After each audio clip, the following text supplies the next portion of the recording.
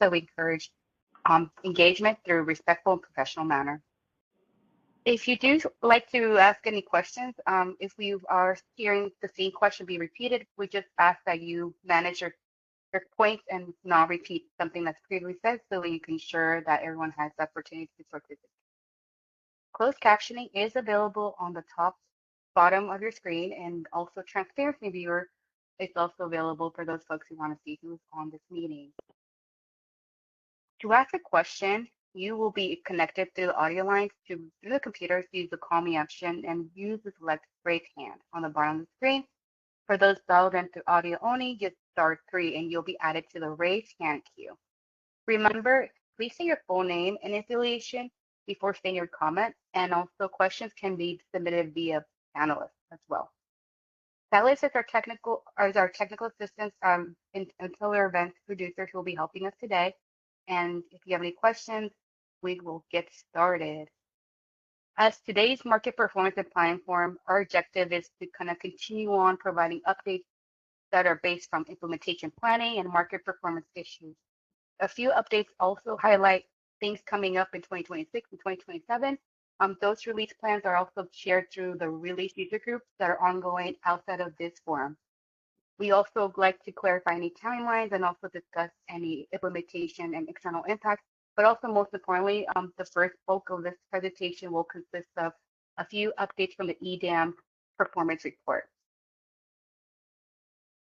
In today's agenda, we will have the market performance and advanced analytics team who will be providing updates on the EDAM performance and then other topics that will be going on the next slide. And then followed by market design update with Danny Johnson, and then followed by a release update with Trang. Lastly, we will have next steps and a few updates upcoming for stakeholder symposium, and also a new comment template that will be made available for this specific meeting on the EDAM performance market monthly report. So that's also available on the webpage under meetings and events under market performance and planning forum. As we get started, we will go ahead and kick things off. We do have a long list of panelists here. I will ask for them to state their full name when they speak, but most importantly, we will go ahead and kick things off with the folks in the conference room.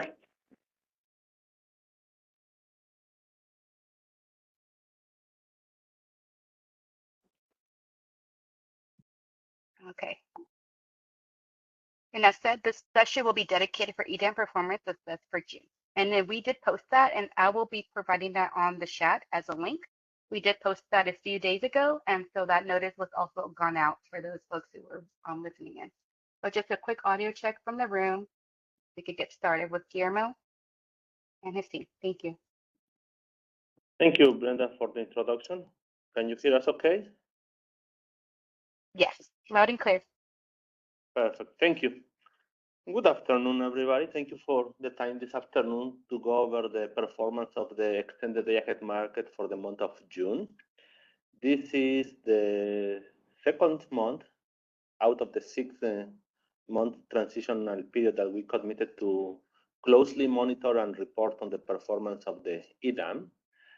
And as we continue to go through the process, we have the objective to not only continue to assess what we have currently been assessing from the first month, but also to expand and going deeper into the analysis of specific areas. From the first session, you may recall that we also opened a template for the comments. We received, I believe, 3 sets of comments that we will cover at the end.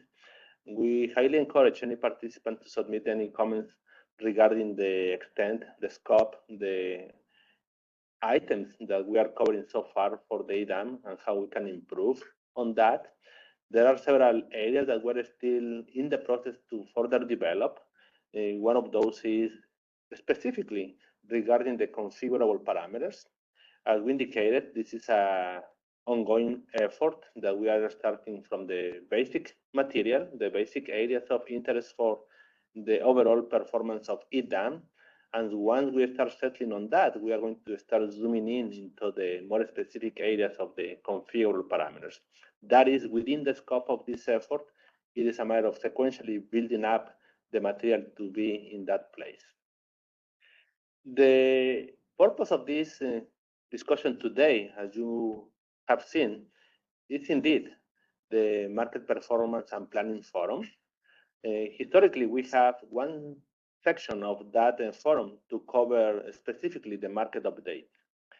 For the month of July, indeed, for the second quarter, MPPF, as we have signaled before, we have taken this opportunity to fully cover the extended day ahead market performance. You may notice that the entire deck that we have for today's market update is around IDAM. We didn't include any of the standard sections that we historically cover in the MPPF because I believe there is a critical reference here to assess the IDAM, and that's plenty of material to cover in one session. As we get settled and we get more confidence of how the market is performing, in the next MPPF that happens to be also used for the corresponding month of the IDAM, we will bring back some of those items that we historically covered as part of the MPPF. So in short, the whole section today for the market update is only relying on updates for the IDAM market. Similar to the first month of May, we have developed the same metrics and expanded a few of those into other areas or in a different set of angles for the metrics to give you wider visuals of how the market is performing. Overall, we have seen that the month of June continues to show very robust performance of the market. Several of the issues that you have been made aware of in May that impacted mainly the early weeks of the IDAM have settled down. We can see that now in the month of June and also through July, the market seems to be getting very steady. We start to see less volatility, better convergence, and that is a signal of just letting the transitional period to go through to get this more stable market. Still, given how early we are here in the stage of producing the material for the month of June, it is bounded to say that it is still preliminary data. Many of the metrics that we have that are based on the settlements information are bounded to change because how quickly we are doing this in the first cycle, that is the T+9 business days, is just the first round of information. And we know that from that first round of T+9 into the next one, there are changes, either because we are fixing some issues that we identify, there is better data coming in, and just the natural cycle of having a more stable calculation in the settlements space. There are other cases that indeed price corrections may not be reflected yet in some of the metrics. And I would like to put that in perspective because it is important to recognize that there is a trade-off between how fast we can provide this timely information. We're just talking about a couple of weeks to be able to put all this material together, and the other point that is how final that information is. We continue to assess very closely the performance of the different functions of the market. From time to time, we continue to identify potential issues that may impact the market solutions, the settlements, including price corrections. And therefore, our objective is to address those to get to a more stable point as soon as possible. And the last piece is that as we started IDAM in early May, and now we are basically through July, we have naturally transitioned from these shoulder month conditions into the core of the summer conditions. As you can see, as early as last week, we have now experienced conditions in the system that are more typical of this time of the year. The summer conditions when we have higher loads, and all this has implications of how the system behaves. So it is natural to expect that the metrics that you're going to see are going to show to some extent that transition from milder load conditions into higher load conditions. And many of the functions that you are going to see in the IDAM are going to be capturing that evolution over time. Next slide, please. There are many metrics that we have kept to what we discussed in May, and we will just update to see how it is performing for the first 2 months. Even though we have just 2 months, most of the metrics that we have are with an emphasis to see how June is performing. And when it comes to the publication times, we saw an improvement. We increased from 61% of the time to 77% of the time of publication of the day-ahead results before 1 p.m. This is indeed the same percentage of publication before 1 p.m. that we had prior to the EDAM. In April, we have effectively the same 77% publication time. In terms of resource efficiency evaluation, we continue to see very robust level of passing rate across the different balancing areas. Prices, that is typically the first hint of how the overall market is performing, are showing very steady and very expected economic conditions across the region of the market footprint, including some level of price separations that is expected to continue to happen. When it comes to the new market products, specifically imbalance reserves and reliability capacity, we also see a more stable outcome away from the first 2-3 weeks of May, when we saw a lot of volatility in terms of the prices and the clearing of these new products, indicating that now we are getting to the point where the market is just settling and becoming more stable. Next slide, please. Transfers, with no doubt, is one of the key components of the extended day-ahead market. They are the enablers to be able to allow for this economic displacement from more expensive generation displaced by cheaper generation through the transfers, happening not only for energy, but also, as you may see in the slides later, across imbalance reserves and reliability capacity. And more critically, it varies hour by hour based on the overall economics. We have seen that those transfers across the different products also realize in the two directions. It can be imports or exports for any of the balancing areas making up the footprint of the market.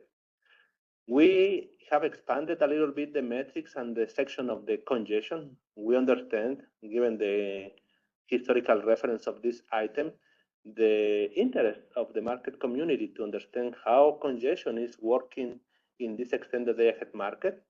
In addition to the metrics that we reported in May, we have expanded the metrics, and also we have adjusted some of the metrics to be more reflective of the actual trend that we wanted to capture, and we will go over that. So generally speaking, even though we are not in full summer by the time we were reporting the month of June, we saw a relatively moderate level of congestion that reflects on the dollar value of the congestion revenues that are settled in the day-ahead market, including the component that belongs to the allocation. The allocation is an area of interest, given the discussions that we have prior to go live in terms of the dollar flows that may happen between the balancing areas. We also have the section of wholesale costs. At the end of the day, this is a key metric that we have reported for several years regarding the overall performance of the market. And on average, we have an average price cost of about $24 for the month of June. That is not completely apart from what we have seen either in May or even relative to the year of 2020-25. And at the very end, we continue to maintain a list of market issues that we have identified since day one of the extended day-ahead market. For the month of June, we have kept in that list the issues that were not closed yet when we discussed the month of May, and now we may have an update whether they are already fixed, whether we have a target date or is still an open item, and also expanded the list with any new issues that we may have identified. And those are not only applicable to the market functionality, but also to the potential settlements implications. And we will spend a few minutes at the end to cover this list of market issues. Next slide, Brenda.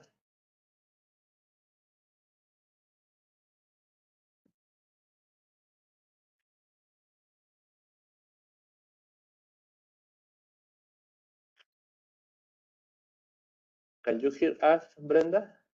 Yeah, it's on slide number 11. Is that not what you're saying from your end? You want I slide think, 12?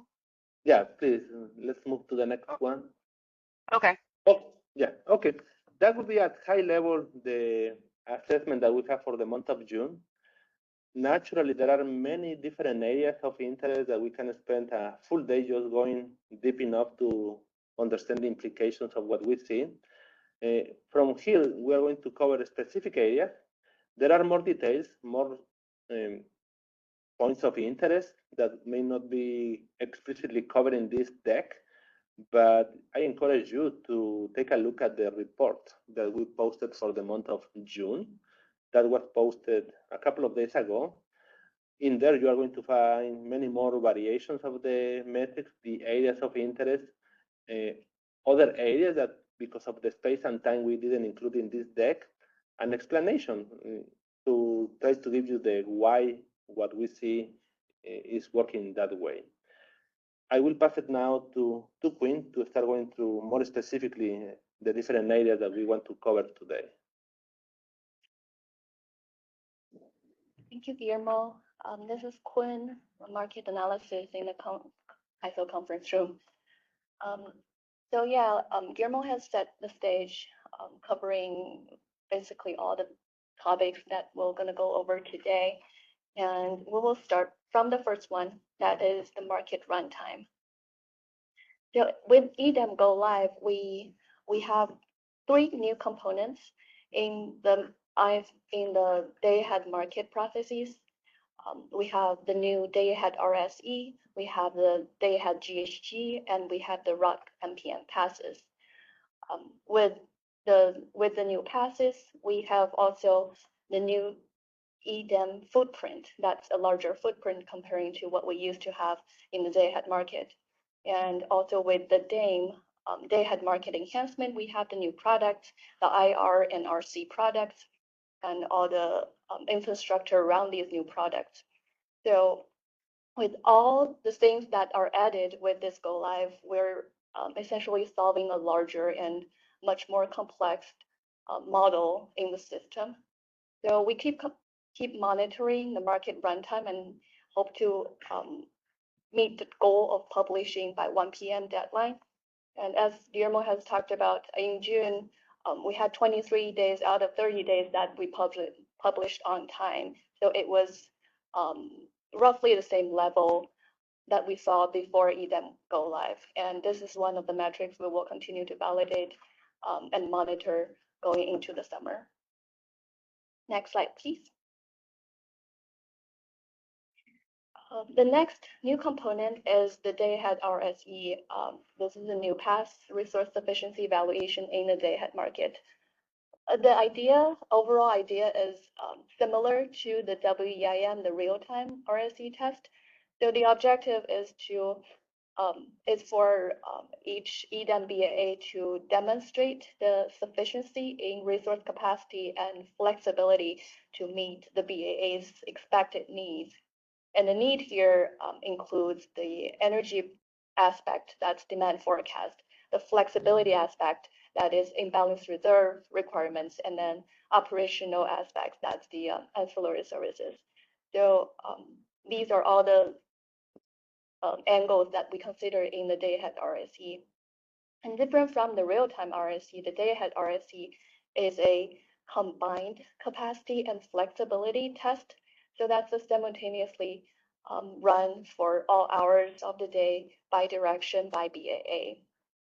Here we're looking at a plot to demonstrate what we're considering in the RSE. Start with the dark blue line in the center, that is the energy profile, the energy requirement that we are targeting for. There are shaded envelope areas above and below the energy profile. Those are the flexibility requirements created by the IR requirements. And so the whole thing will illustrate the capacity and flexibility required in the RSE model. And comparing to May, we're looking at the June trend on the right. We have a more pronounced evening peaks for all three BAAs in the month of June. That's reflecting the system conditions going into the summer season. And looking at finally the passing rate of day-ahead RSE in June, CAISO and PAC West passed 100% of the time, while PAC East failed the upward direction by just a little bit, 1.2 megawatt in a single hour on June 17th. And this is related to one of the issues that is included in market issue section, related to how commitment costs are considered in day-ahead RSE model, and more to come in that section. Next slide, please. From here, I'll pass it to Mihir to talk about prices. Okay, let's talk about the prices. And in these next 4 slides, I'll talk about the different prices of the products that we have in the EDAM market. So in this slide, it's an overview of the average prices over the month of June. There's energy, imbalance reserve, reliability, capacity, and greenhouse gas. As mentioned in the executive summary by Guillermo, these prices are within the expected ranges for the month of June and consistent seasonally with what we see from May into June, from the spring month into the start of the summer season. And for the new product, imbalance reserve and reliability capacity, the EDAM market is procuring the flexibility through the market, which is promoting economic efficiency by securing least cost resources that are capable of providing these services. And by doing this, a transparent price is established, which explicitly values the flexibility and reliability reserves. These prices are signals to market participants to better understand what the needs are across the system, and also it's an incentive to resources to provide those services. As far as GHG prices go, these prices are reflective of the transfers between the BAAs and reflect the cost of the GHG emissions.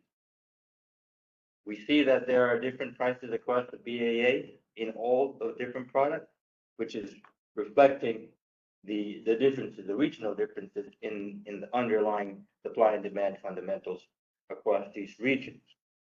Looking a little bit more specifically at each of these products, for energy, the prices in CAISO were higher than PAC East and PAC West over the month of June, and as expected is aligning with higher demand in CAISO, particularly in the hours where cheap solar is not abundant, and like the morning and evening peaks.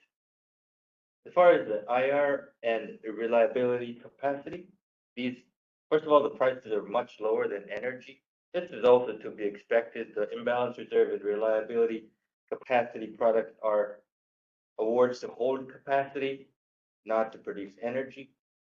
The other observation overall is that the upward imbalance reserve prices are higher than the downward imbalance reserve prices. This is also expected because upward flexibility is generally more costly and constrained than downward flexibility. And the IR price differences and the RT price differences are reflecting these regional differences between, in the IR case, the requirements and the supply mix and the transfers, and in the RT case, the differences in the difference between the forecast and the bid and supply, as well as supply mix and transfers. And on the GHG side, we see that for CAISO, the GHG prices in IFM were higher than in the real-time markets. It's also expected as the EIM footprint in the 15-minute market and 5-minute market is larger and more diverse than in the EDAM footprint, such that there's more lower emission supply available in the EIM than there is in the EDAM. Okay, let's go to the next slide, please. So focusing a little bit more on the energy prices, this slide is showing the average LMP on the 3 months from April, May, and June. In April, we only see there's a line for CAISO, but in May and June, we have the 2 additional EDAM entities as well. Overall, the energy prices rose in June for all 3 BAAs. Again, as mentioned before, this is consistent with the load pattern shifting as we're entering into summer conditions in June. CAISO had the highest average LMPs. We saw that on the previous slide as well. And the average LMPs were higher in June for CAISO and PAC East. PAC West was a little bit of an exception. It was actually lower for the most part. But in the evening peak hour, around our earning 1920, PAC West price on average was higher in June than in May. The average LMPs were lowest during the middle of the day when cheap solar is available, abundantly available. That's to be expected. And we also see that the price separation between the three BAs has reduced compared to May. And this is reflecting improving operations in the EDAM. Okay, let's go to the next slide, please. And this slide is talk about price convergence. So here we're seeing the prices, the average monthly LMPs for April, May, and June across the three markets, IFM, FMM, and RTD for each of the three balancing areas. And overall, from going from May to June, we see improved price convergence for all three BAAs. And the day-ahead prices for PAC West were higher in IFM than in the real-time market. And that's one of the exceptions. While for PAC West, PAC East, and CAISO, price convergence significantly improved in June compared to May. On a price volatility perspective, we observed that volatility in June was lower than what was observed in May. The specific charts that show the volatility are seen in the report, not quite shown on the slides, but please see the report for the volatility. Okay, let's go to the next slide, please. And bilateral power prices. So these charts are showing the price of bilateral power at the Mid-C and the Palo Verde hub, as well as the volume at the same two hubs. Overall, bilateral power prices generally tracked with the prices in the CAISO market. These bilateral prices are a useful comparison to the CAISO market prices. They are a reference of how external marketplace values power in the West. Comparisons also useful to see what impacts EDAM had on trading in the bilateral power marketplace. The prices tracked best, bilateral power prices tracked the best with CAISO area prices. This is also expected as imports into the CAISO are sourced at bilateral locations, and those imports are reflecting the bilateral prices at those locations. So if the bilateral power prices went up, we should expect to see some similar change in the CAISO area to reflect those imports. From a volume standpoint, we see that the volume of power traded in the bilateral markets did not really change materially and appear to be unaffected by the EDAM. This may be due to both EDAM operations needing more time to develop, but also maybe due to not perfect overlap geographically between the bilateral hubs of Mid-C and Palo Verde with the CAISO or the EDAM BAA area. Okay, let's go to the next slide, please. We do have a question. Maybe that's okay, or do you like to wait till the last? Sure, we can take the question. Okay, let's go take Alva's question. Alva, let us know which slide it is so that way Mahir can help answer them. Oh, sure. We're on the right slide. Thank you. You can hear me? Yes, we can hear you. Great. I was just curious. So this is interesting. I would assume the liquidity wasn't influenced because basically these trades are with non-EDAM entities, and I was just curious as to whether that characteristic is expected to be the case going into the next year, the end of this year and next year. Are the other entities that are being incorporated into EDAM also not necessarily directly affecting, expected to directly affect the liquidity at these two hubs that you mentioned, Mid-C and Palo Verde? I'll take a stab at this first, Alva. I think Thank it's you. obviously impossible to predict. Thanks for the question. It's impossible to predict how trading in the EDAM as it expands with additional entities going to impact bilateral power price trading. You would suspect that especially for those areas that do overlap with these bilateral power price hub locations, that trading should shift from those markets into the CAISO markets. That would be a reasonable expectation. However, as I said, it's impossible to predict, and this is what we continue to monitor and report on so we can actually see what the data shows. Yeah, that's great. I'm just, my impression is that none of the areas coming in actually do necessarily overlap with those ties. I was just curious whether I might be wrong on that. So I just wanted to check on. No, I think that's right. Okay. Maybe the PGE area will overlap with the Mid-C hub more. Okay, that's a good point. Thank you, appreciate it. You're welcome. We do have another question here. Is that okay? Yes. PJ Vargas, go ahead and introduce yourself as well. Yes, sorry to go back. I didn't know we can ask questions, but I think back on slide or on page 9, you said that the data, the trends in the data are working well that are seasonally adjusted. I just wanted to see if you could give a little bit more insight to that, because it's my understanding that like there's such a short data set for just May and June on how you're able to make a conclusion that the prices match kind of the seasonal projections or trends. Sure, I can expand on that. The first one is that we are not adjusting the data in any way for seasonality, for gas prices, or any other factors. The data is as is. Second, to the point of I was going through the expectation that the prices align with the seasonal conditions. This is not just based on what we saw for May and June. This is a standard profile that we see for seasonality conditions across years. We have seen historically that the lowest prices are reached somewhere in April, maybe in May, depending on the year, because that is the time when we have the production of solar coming all the way up to the maximum level. We start getting new resources, new records of solar production, while at the same time we have very low demand levels.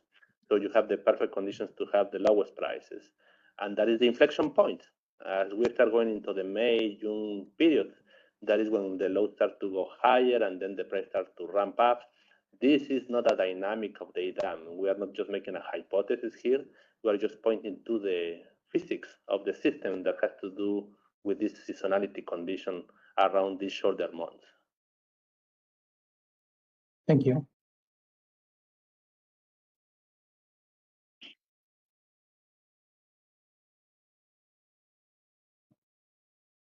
No more questions. Go ahead, Mihir. Okay. Well, thank you for the question. Let's go to the, I think it was 2 slides down. One more, please, and another one. This one.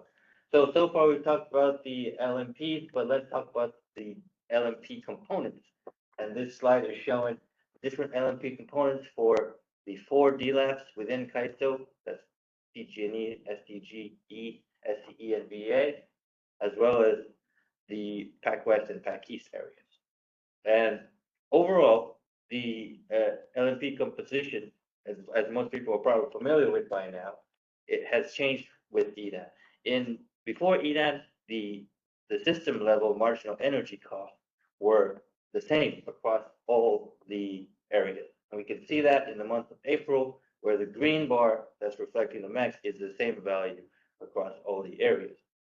For after EDAM, now the max is calculated for each BAA separately, and you could see that change in the month of May and June, where the green bars are no longer the same across all the areas.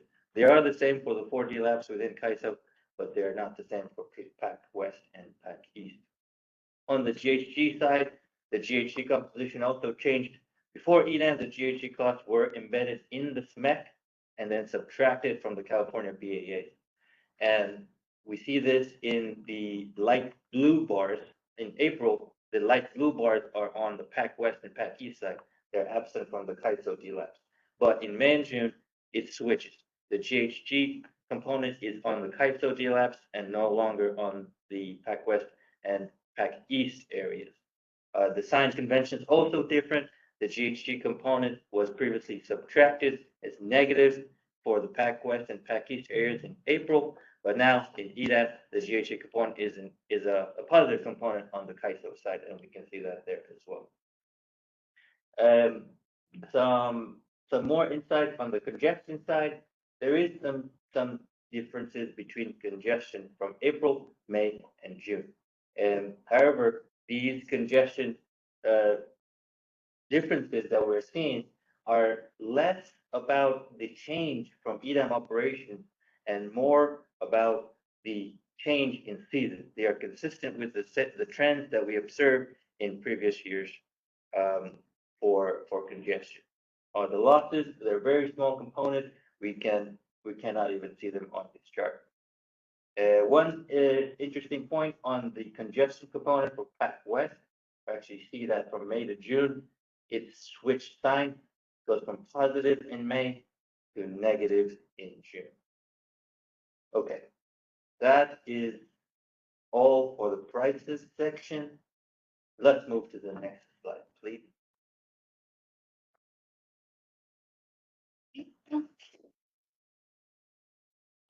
Okay, this is Quinn. Do we have any last questions before we change topic? We do.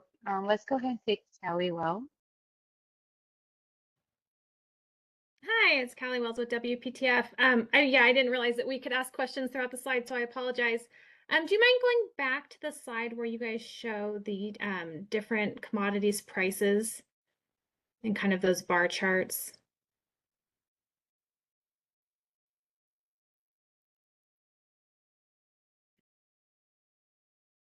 This one, yes. Okay.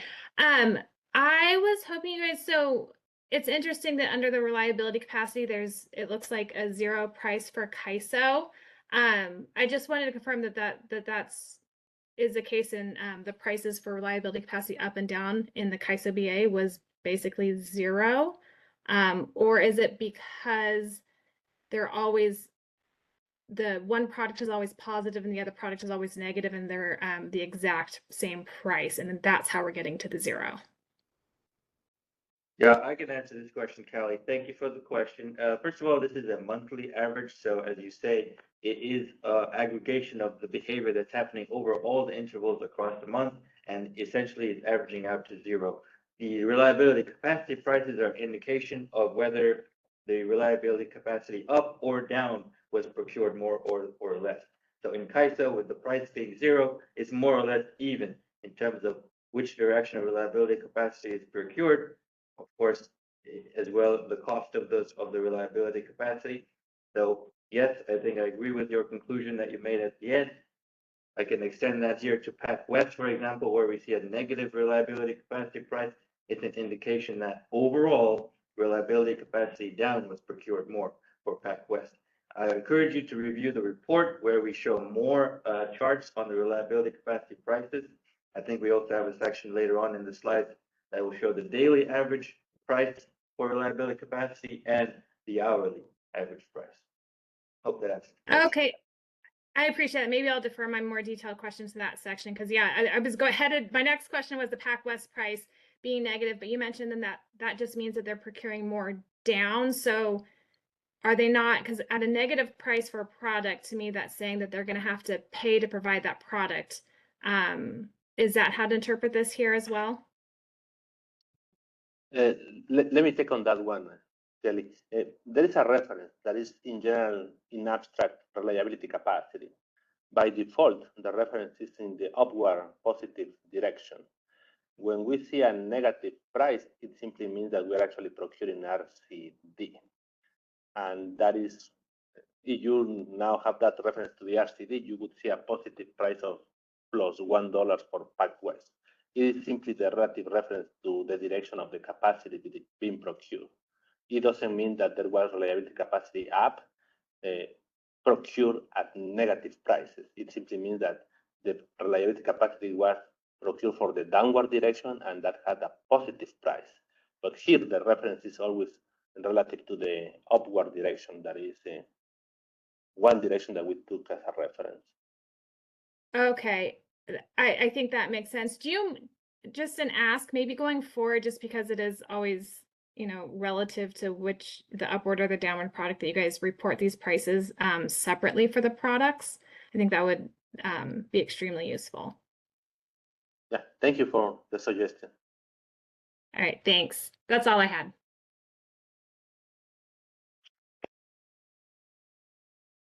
Great. Let's do one more. I don't see any more questions.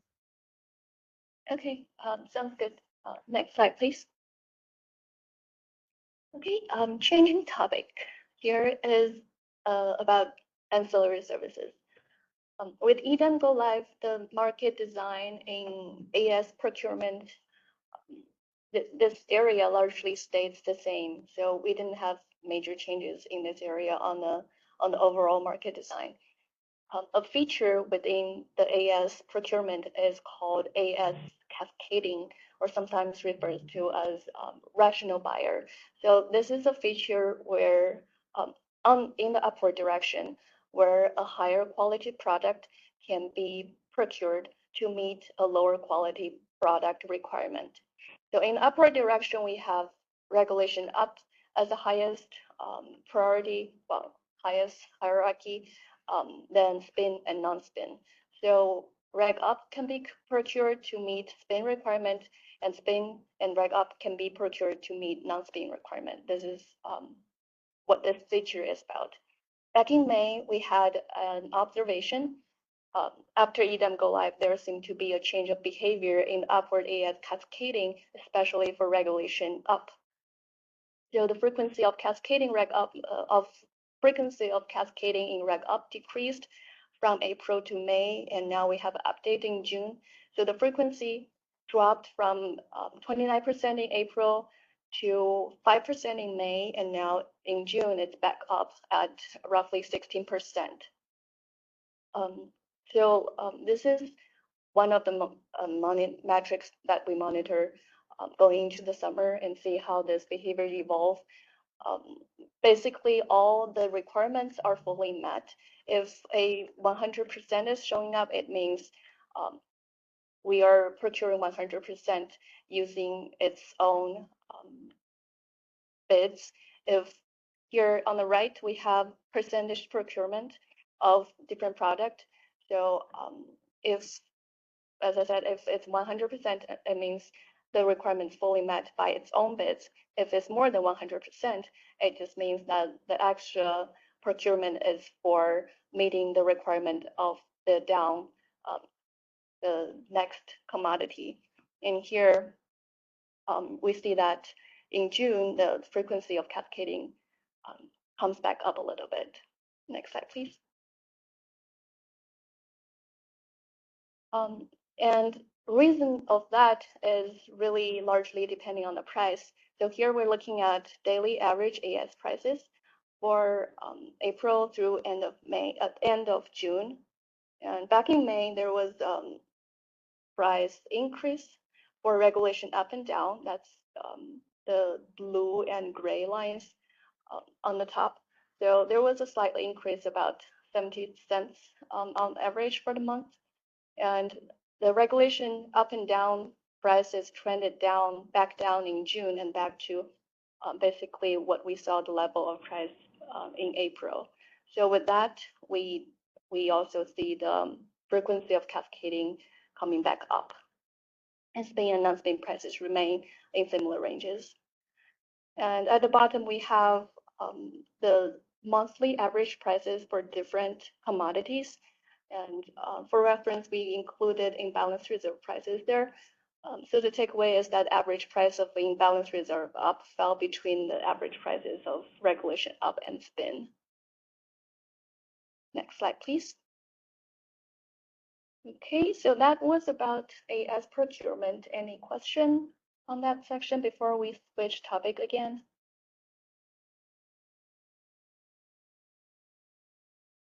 Hearing none, let's move on. So the next few slides, sorry, yes, here we are. The next few slides are about imbalance reserve.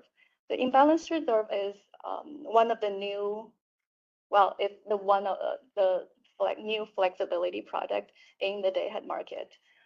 Here we start by looking at IRU, well, IR prices and IR requirements. We typically see a higher requirements in the morning and evening peak hours. This trend is more pronounced for KAISO. So we have the IR requirements for KAISO in the bottom right corner. We see the higher requirements show up for these two periods in both directions, and some lower level requirements for the other hours in both directions too.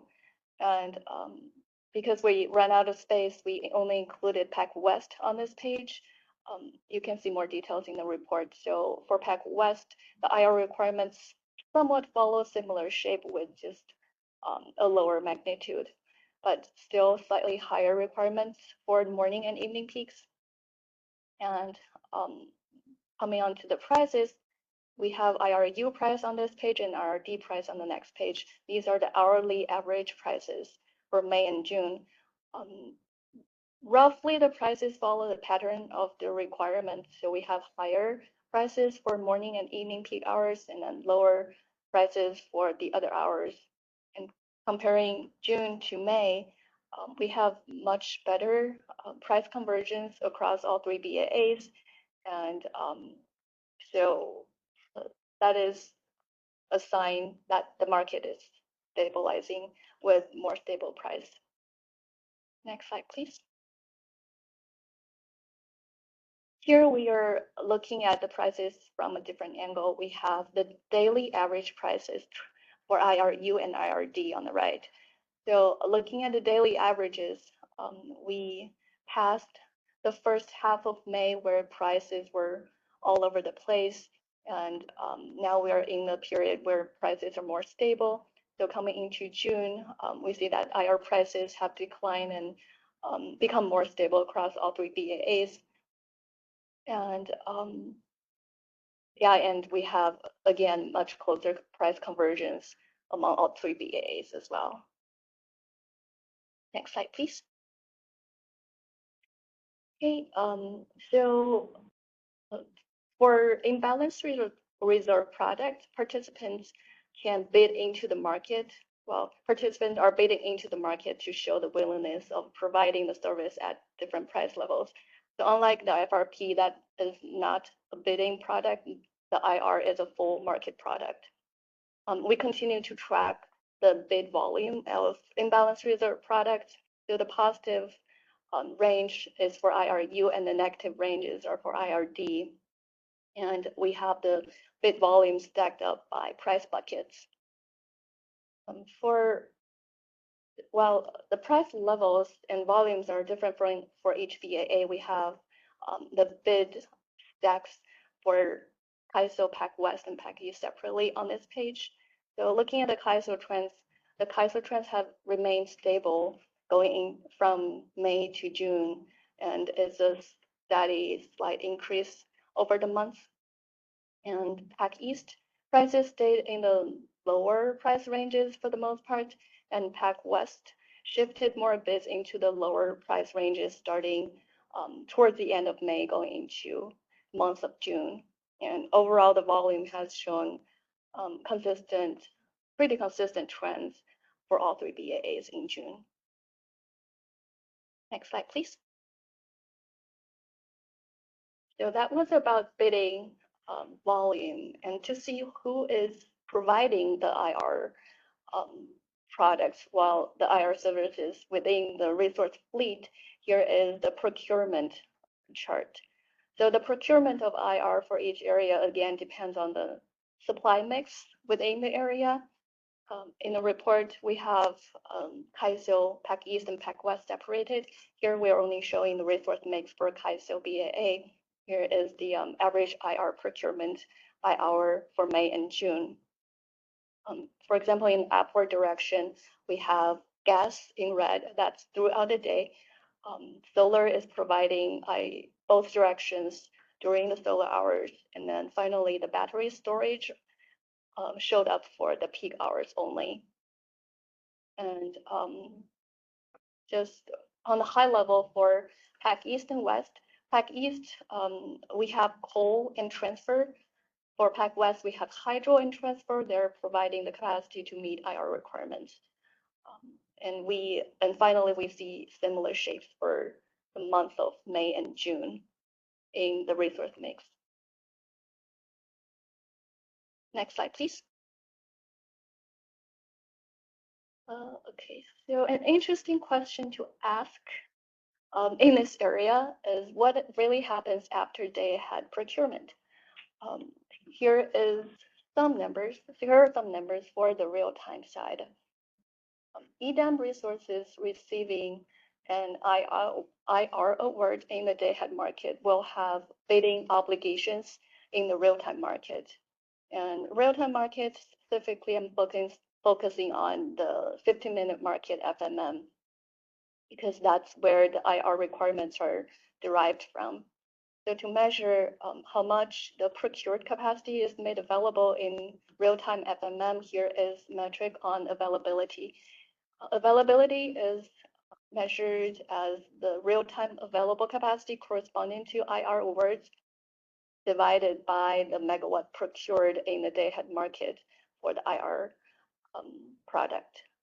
So these are percentages showing in the distribution. We have the hourly distributions for IRU and IRD for both months. In the upward direction, we saw that over 80% of IR capacity has been made available, and slightly higher in June, but overall it's similar shape for May and June to both months. And in the downward direction, the availability exceeds 95% majority of the time. So that's a higher percentage overall that we saw. Next slide, please. So after looking at availability in the real time, another interesting question to ask is how much of that capacity is actually utilized, or how much we're using the IR procurement in the real time. Here is the utilization metric. These are some busy plots. We can start with the colored bars. We start with available capacity in the real-time market, FMM, and we're breaking that down to utilized versus unutilized capacity. That are the stacked blue bars in the upward direction and downward direction. And with that, we overlay the IR requirements. These are the market final requirements after discounting the diversity benefits. We overlay that with internal procurement. That's how much we're procuring from that BAA. So the gap between procurement and requirement will be the transfer that was scheduled in the day-ahead market. And then finally, the average realized net load uncertainty. This is derived from the delta FMM minus day-ahead net load uncertainty. So net load here is load forecast, net solar, net wind. The utilization in both directions are the darker colored stack bar in the middle. So here we can see that utilization is relatively small for both months comparing to the availability that's made available in the market, and it's relatively small comparing to the realized net load uncertainty in both directions.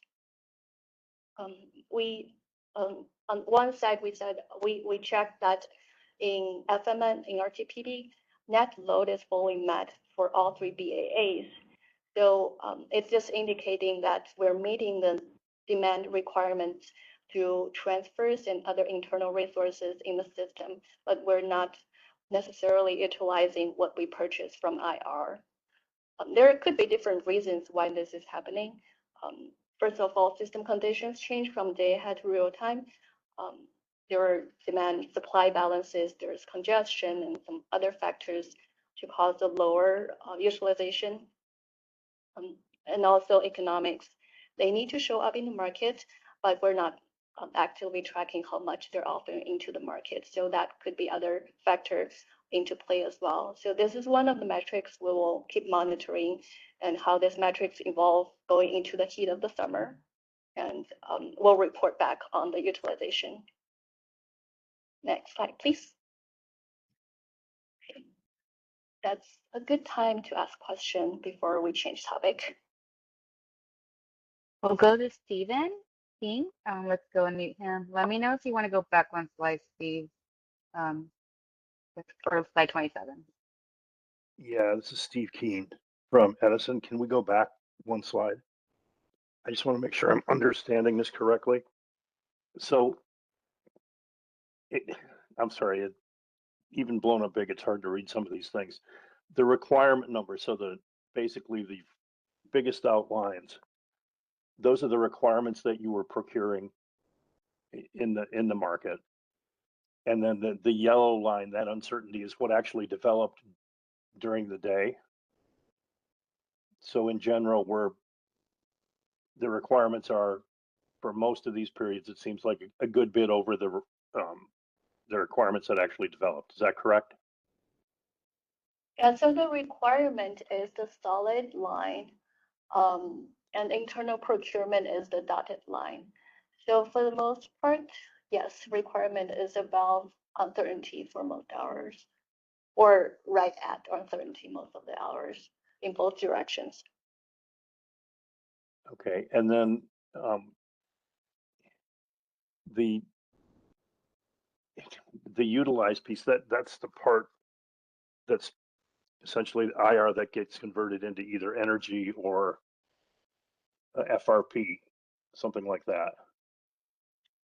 Yeah, here the Correct. utilization we looked at is purely energy. So we're comparing what got used, what got scheduled in energy in FMM market versus the day ahead energy that was scheduled, plus minus the IR awards from day ahead. Okay, thank you. Thank you for the question. All right. Seeing no more questions, let's move on. Yes. So change topic again. This is reliability capacity section. So this is the other new product that we have in the new RUC design. So, remember, IFM clears against bidding demand with physical and virtual bids, while RUC clears physical supply against load forecast. And here, if IFM physical supply is less than load forecast from RUC, then we procure RCU if the physical supply is more than the load forecast. If IFM cleared physical supply is more than load forecast, then we procure RCD. So that's the high level how we understand these two direction products. And then there will be more details from congestion, the transfer, and so on. Looking at RC procurement in June, this is what we're showing on the right for all three BAAs. CAISO trend has largely stayed the same with hourly shape with the different breakdowns, while PAC East and PAC West shifted from procuring mostly RCU in May to mostly procuring RCD in June. And this is one of the metrics we'll be monitoring going forward into the summer as well. Next slide, please. Talking about RC, here are some prices. So overall, we said it a few times already, the prices have looked more stabilized going to June comparing to May, especially after the first half of May, when prices, the system stabilized down. So we're looking at lower prices in June overall, but there are some spikes here and there. Here we're looking at daily average prices on the top and then hourly average prices at the bottom. So you see some spikes here and there, but overall price trend looks stable, well, better behaving comparing to May. There is some degree of price separation, but overall, this is a trend we're going into monitor into the summer as well. if you see the daily reports, you will be looking at zeros. A lot of times, that's most of the time for our C products, and then 55 may show up. That's the default availability bids. So 55 shows up in the pricing because sometimes we see mitigation, the other times we have inserted bids. Then those are all $55. And then 250 or numbers around 250 may show up. Those are the bid caps for our C product. So if you see a price at 250 ranges, that means most of the time it's the $250 bid setting the price with some sort of a loss added on top of it. Next slide, please. Here's the bid volume of reliability capacity. This is a bid volume RC. Overall, we see steady trends for all three BAAs. These are similar to IR trends we saw just now. Bid volumes in both directions broken down by price buckets. And we see that for RC, the volume of supplying upward in the positive direction and downward in the negative direction are kind of asymmetrical. But overall, these similar trends is carrying forward into the month of June. Next slide, please. Now I'll pass it to Lee to talk about the transfers. Yeah, thanks, Kun. Hello, everyone. This is Lee from Market Analysis team. And next, I'm going to talk about the EDAM transfers. So EDAM transfer will include 5 products like energy, imbalance reserve up and down, and reliability capacity up and down. So before looking at the results, let me briefly explain how to read this chart. So each balance area, CAISO, Park East, and Park West, is shown separately, with the May and June side by side for comparison. So the bars above 0 indicate exports, and while the bars below 0 indicate imports. So the different colors also indicate the pairing balance authorities. For example, for the CAISO on the left side, the 2 bars, so we have the import and export will be paired with Park East or Park West shown in different colors. So by comparing the result between May and June, we can see how the transfer patterns changed over time.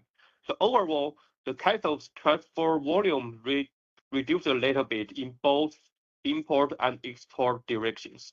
But however, the trend also remains similar.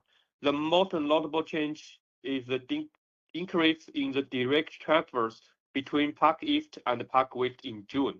So Park East exported about 50K megawatt energy in total to Park West in June, and Park West also received the corresponding amount in June from Park East. And before June, we don't see direct transfers between Park East and Park West for energy. So next slide, please. And this page, we are looking at the transfers of imbalance reserves, including both up and down directions. So the imbalance reserve up is the top chart. Starting with this one, we can see the overall transfer patterns in June are very similar to what we have in May. The transfer volumes remain relatively consistent across 3 BAs, CAISO, Park East, and Park West. Only we have a little bit more transfer between Park West and Park East in June.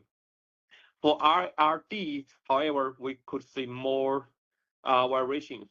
So CAISO exported more IRD to Park East in June, while importing less from Park East compared to May, indicating there's a shift in the directions of imbalance reserve transfers in CAISO. Another important observation similarly is that Park West and Park East, they began transferring imbalance reserves with each other directly between in June. So remember, we also, for energy, we also have we don't have the energy direct transfer between these 2 entities. And for IR, we start to have these transfers between Park West and Park East. So this is for IR. And next page, please. We have the reliability capacities. So for this one, if we focus on the RCU first, we could see that some shifts in June. So compared with May, CAISO exported less reliability capacity while importing more. And at the same time, PAC East increased its exports to PAC West and imported less from CAISO. And for RCD transfers on the bottom chart, we could see the patterns also changed. The CAISO exported more RCD to PAC East and imported less from PAC East, while PAC West imported more RCD from PAC East in June. And overall, these transfers results show that EDAM is not only optimizing energy transfers, but also enabling more efficient sharing of other products like imbalance reserve and RC reliability capacities. So in these 3 slides, we present a very high-level summary of the EDAM transfers. And we also have the detailed analysis like the daily and hourly average transfers in our report. So I think that's pretty much for the transfer part. Any questions?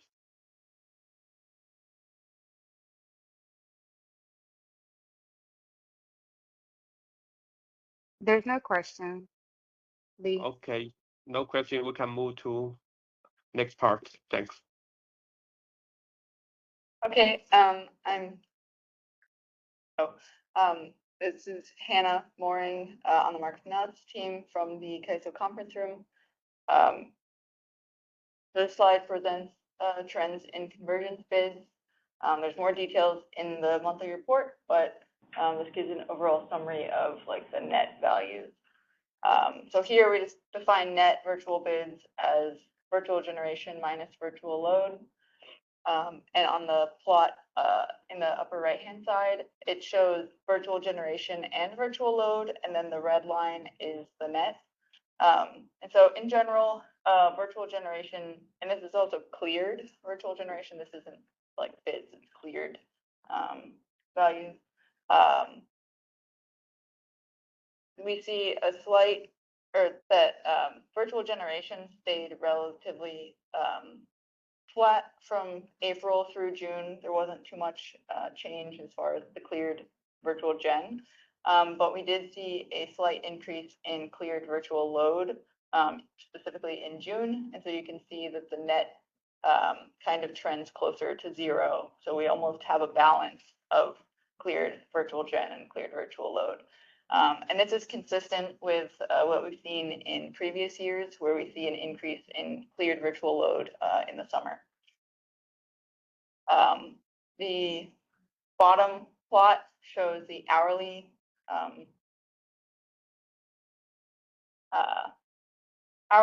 average cleared net bids for virtual bids across April and June.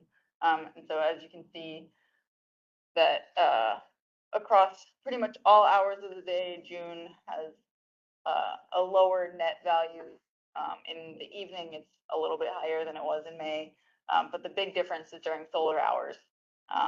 Basically there are more cleared virtual load during solar hours than there is cleared virtual generation. Next slide, please. So this is going over greenhouse gas allocations and the corresponding prices. And so in June, we saw generally higher GHG prices, specifically in mid-June. But at the same time, we saw lower allocations. Although we did see, I guess, the lowest allocations were in the beginning of June and the end of June, and in the middle of June, when we saw the greatest spikes in prices, we did see relative to the other parts of June higher greenhouse gas allocation levels. And I think that's it for this slide. Next slide. Next is Scott. Yeah, good afternoon, everyone. I'll be taking this slide. My name is Scott Lehman from the market validation team. So I'm going to talk briefly about the EDAM net export constraint. And just for a little review, the EDAM net export constraint is an optional constraint at the BAA level that allows a BAA to limit their net transfer exports in IFM or RUC to prevent excess transfers or excess exports from non-RSC eligible capacity. The EDAM net export constraint has only so far been enforced for CAISO, and based on policy discussions and discussions with stakeholders, the CAISO has opted to enforce this constraint on all days. So we've had this constraint active in the market for all days since EDAM go live. We have not yet seen it bind. So while it's been active in the market, we have not seen it kind of cause any market impacts. There are a few different pieces to tune the value that the exports get limited to, and those include a confidence factor for non-RSC eligible capacity and an additional reliability margin.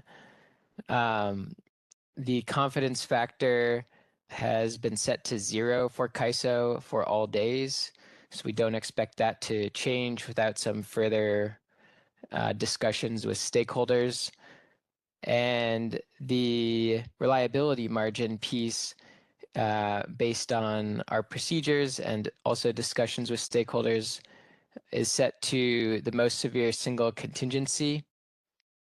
There's some room there if operators feel they would need to add additional reliability margin, but we have not seen that happen yet. So we've only seen the reliability margin get set by the most severe single contingency.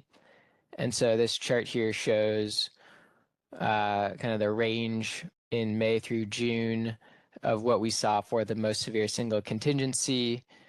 The reliability margin is only applied in stressed hours, which are currently defined as hours ending 17 through 21. And so that's why we only see values here in those hours. Let's go to the next slide.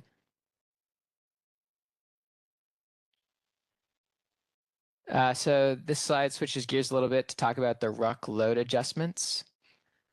So RUC load adjustments are also an optional piece at the BAA level where BAA can add additional load to their RUC forecast to capture any additional operational concerns that they don't think are currently being captured in the market. And the CAISO has laid out the conditions in which it will use a RUC load adjustment. And basically we apply a RUC load adjustment based on the amount of imbalance reserves that end up clearing in IFM and a few other metrics, including the peak load. And in June, we saw 2 days in which this calculation that we have to calculate a RUC load adjustment resulted in a non-zero RUC adjustment. And so that was June 11th and June 12th. And the maximum load adjustment we saw across these 2 days was 810 megawatts. We did not see any RUC load adjustments for PAC in May nor June. Are there any questions on anything related to RUC load adjustments or to the net export constraints? We do have a question from Alva. Let's go ahead and take his and followed by Steve Key. Sure. Great. Hello, Scott. This is Alva from PG&E. Just wondering whether you were saying, I was just trying to refresh my memory, but the RUC adjustment is actually made after the IFM solution based on the procurement of imbalance reserves? Is that what you were saying, or is it based on historic imbalance reserve? Yeah, it's actually calculated after the IFM process runs. And so this is, there's a table that Kaiso has laid out that specifies under certain load forecast, peak load forecast values, the Kaiso will cover a certain percentage of the original imbalance reserve requirement if it does not clear in IFM as imbalance reserve. So basically, if the demand curve is clearing a lot of the imbalance reserves in RUC, we might add a RUC adjustment to help cover that capacity that did not get procured in IFM due to the demand curve procurement of the IR product. And yeah, those details are laid out, I think, in 1210, operating procedure 1210. If you want to see that table and kind of exactly how that process works, there's some good information in there. Okay, thanks. And so just, is there any transparency in the OASIS data that would allow that to be backed out? I mean, usually we just look at the difference between the cleared load and the load forecast, right, to get the RUC requirement. So is it just the case that anything that's not that would have been derived out of that process, or? Yeah, that's a great question. I'm trying to think if the total imbalance reserve within Kaiso is published on OASIS. Might have to get back to you on that. The actual RUC load adjustment that gets applied is definitely on OASIS, and the load forecast is there. So I'm just trying to think through. Might have to get back to you on if that total imbalance reserve cleared in Kaiso is there. Go ahead, Guillermo. Scott, if I can elaborate on that more.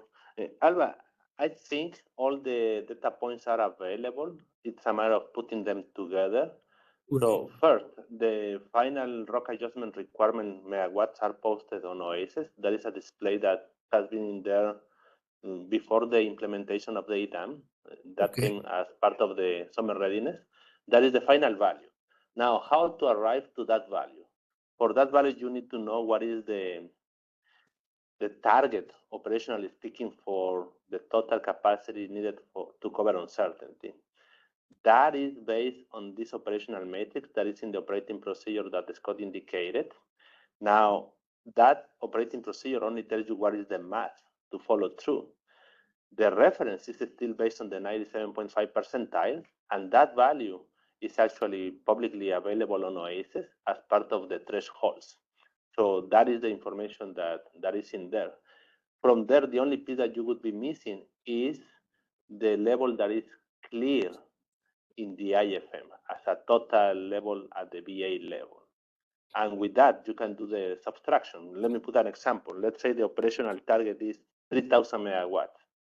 If IFM clear 2,000 megawatts, that means the RUC adjustment is going to be 1,000 megawatts. That is described in the operating procedure, and I believe the 97.5 percentile, the peak level of the demand for the day is also publicly available on OASIS, and you can verify that with the RUC adjustment that is the final value posted also on OASIS. It's just that you have to do the math through all these data points. Yeah. I have to get the recording of this and then get Copilot to summarize the calculation to be able to get it done. But that's very helpful. One other thing I was just curious about is it possible that you could have a downward Kaiso RUC load adjustment using the same procedure? Just because it has a floor to be 0. Okay, great. Thank you. Thank you very much. I appreciate all the detail.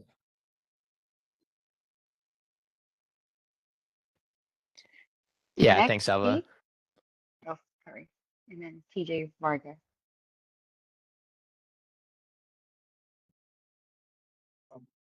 Can you comment what happened on June 11th and June 12th that caused this to happen? Yeah, that's a good question. So on June 11th and June 12th, we just had higher loads that triggered some higher values in our table that the procurement percentage is based on. And so due to the higher loads, we were procuring a higher percentage of imbalance, or we were kind of comparing a higher percentage of our overall imbalance reserve requirement at the 97.5 percentile to the imbalance reserve amount that we cleared in IFM. And when we're looking at the calculation here, we use the 97.5 percentile value in RUC, and we use the 90 percentile in IFM. So we ended up with the need to procure some additional, or we ended up with a non-zero RUC adjustment in 19 of these hours just due to the higher load and the values we're using in that table to procure that RUC adjustment amount.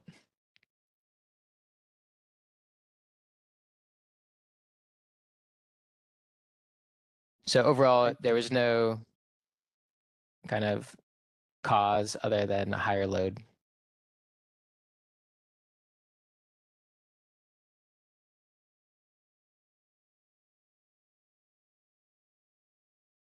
Can we make sure CJ is unmuted just in case you have a follow-up? You can raise your hand, CJ. If not, we can move on to the next one. Okay, go ahead, CJ. No, I'm good. I don't have any other questions. Thank you. Okay, Steve Keith next, and then Dan Williams. Steve Keen from Edison. I wanted to ask, this is maybe a question that you'll have to answer in next month's review, but I've noticed like this week, there are a lot of the RUC load adjustments, including today, it hit up to, what was it, 3,500 megawatts for one of the hours. And it's still listed as an IRU deficiency. Does that relate to what you just said, where it's the difference between the level, the 90 and the 97.5% that's causing that, or? Yeah, I think that's likely the main driver for some of the higher imbalance reserve or the higher RUC adjustments that we're seeing. That 97.5 percentile value can be significantly higher than the 90 percentile value that we use in IFM. So when we're comparing, if we procured 100%, let's just say, of our 97.5 percentile to the 90th percentile that we procured in IFM, there can be some large adjustments even when we're procuring significant imbalance reserve within IFM. Yeah, can you look at that for next month? Yeah, my reason is just, when I saw that the reason given was an IRU deficiency, and then I looked at the IRU surplus report, and I don't see that there's, it doesn't show any deficiencies at all in the IRU being procured. It just struck me as weird. I think your explanation explains that, but if you could just maybe provide some information on that for next time. And I think it'll be more relevant. Thanks for that suggestion. This past week, there's been a lot of, I noticed, I looked through the last week, and starting on Sunday, there were a couple hours, and they built up, and like today, it's almost all hours. So that would be helpful. Yeah. Thank you. As we get into the hotter days, maybe we can go through an example or walk through the table that sets these requirements in the next, or these adjustments in the next call. Yeah, thanks for that suggestion. Okay, thanks.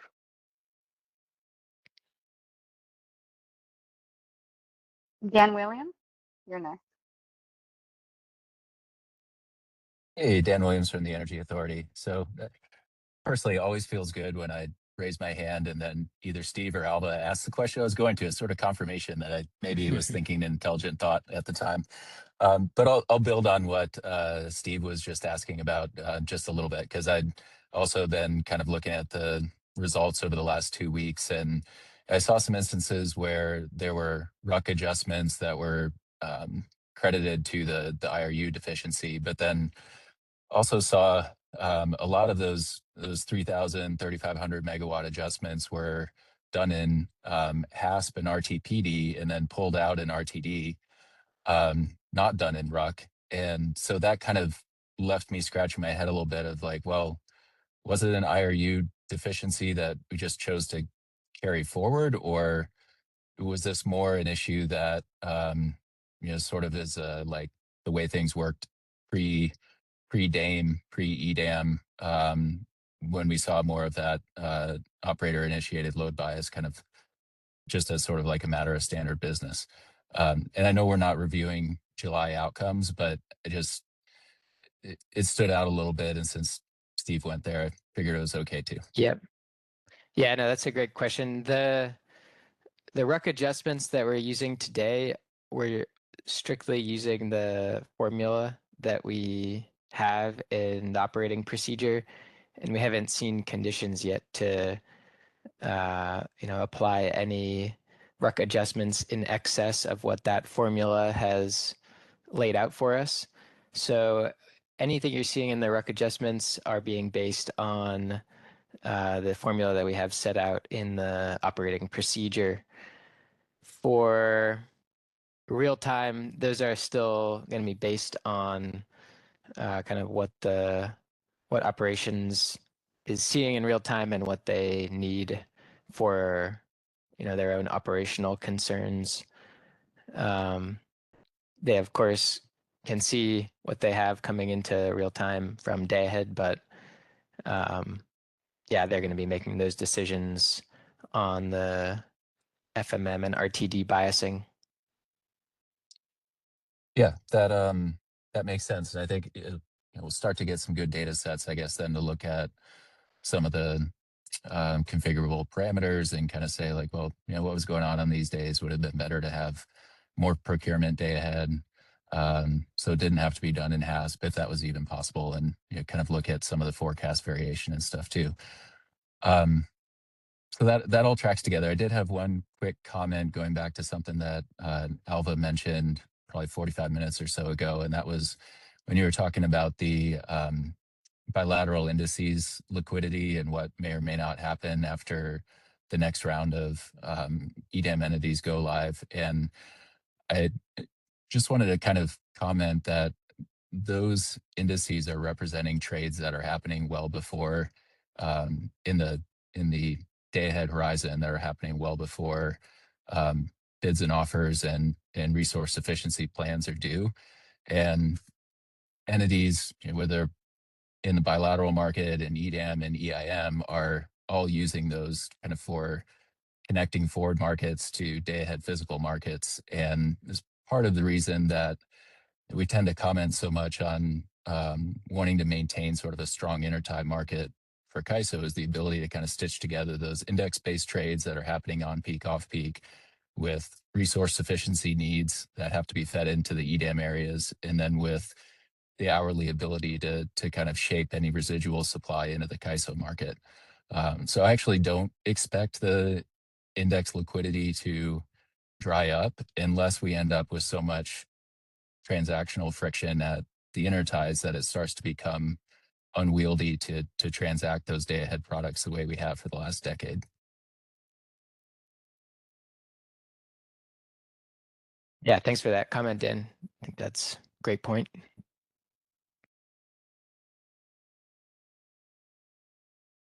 Next, we have Danielle.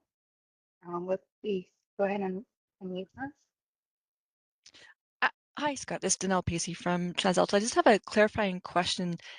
Did you say that the CAISO could adjust above the formula that's listed in 12 yeah, I think there's some language in the operating procedure that if there are kind of extenuating circumstances, the operators have the kind of flexibility there to put what they need in for anything they're not seeing being reflected in the market. Okay, and that's sort of not like those extenuating circumstances aren't really defined. Yeah, I think there are some examples given. For instance, things like wildfires.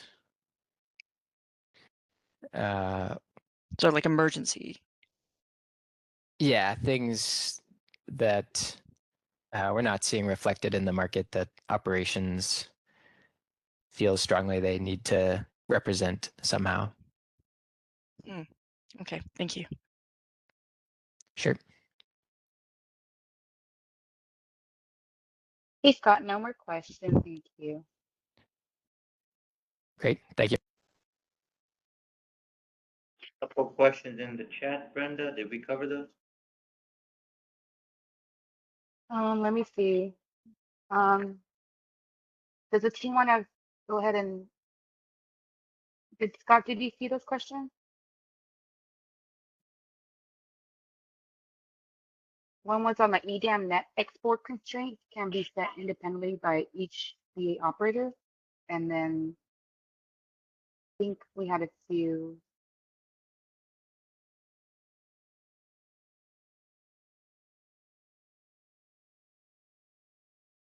Okay, no more questions.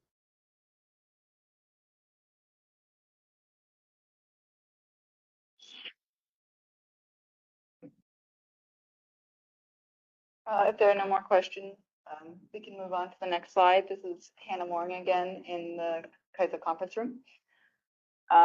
So now I'm going to talk about mitigation. So with EDAM, there was a new market power mitigation run added before RUC. Before EDAM,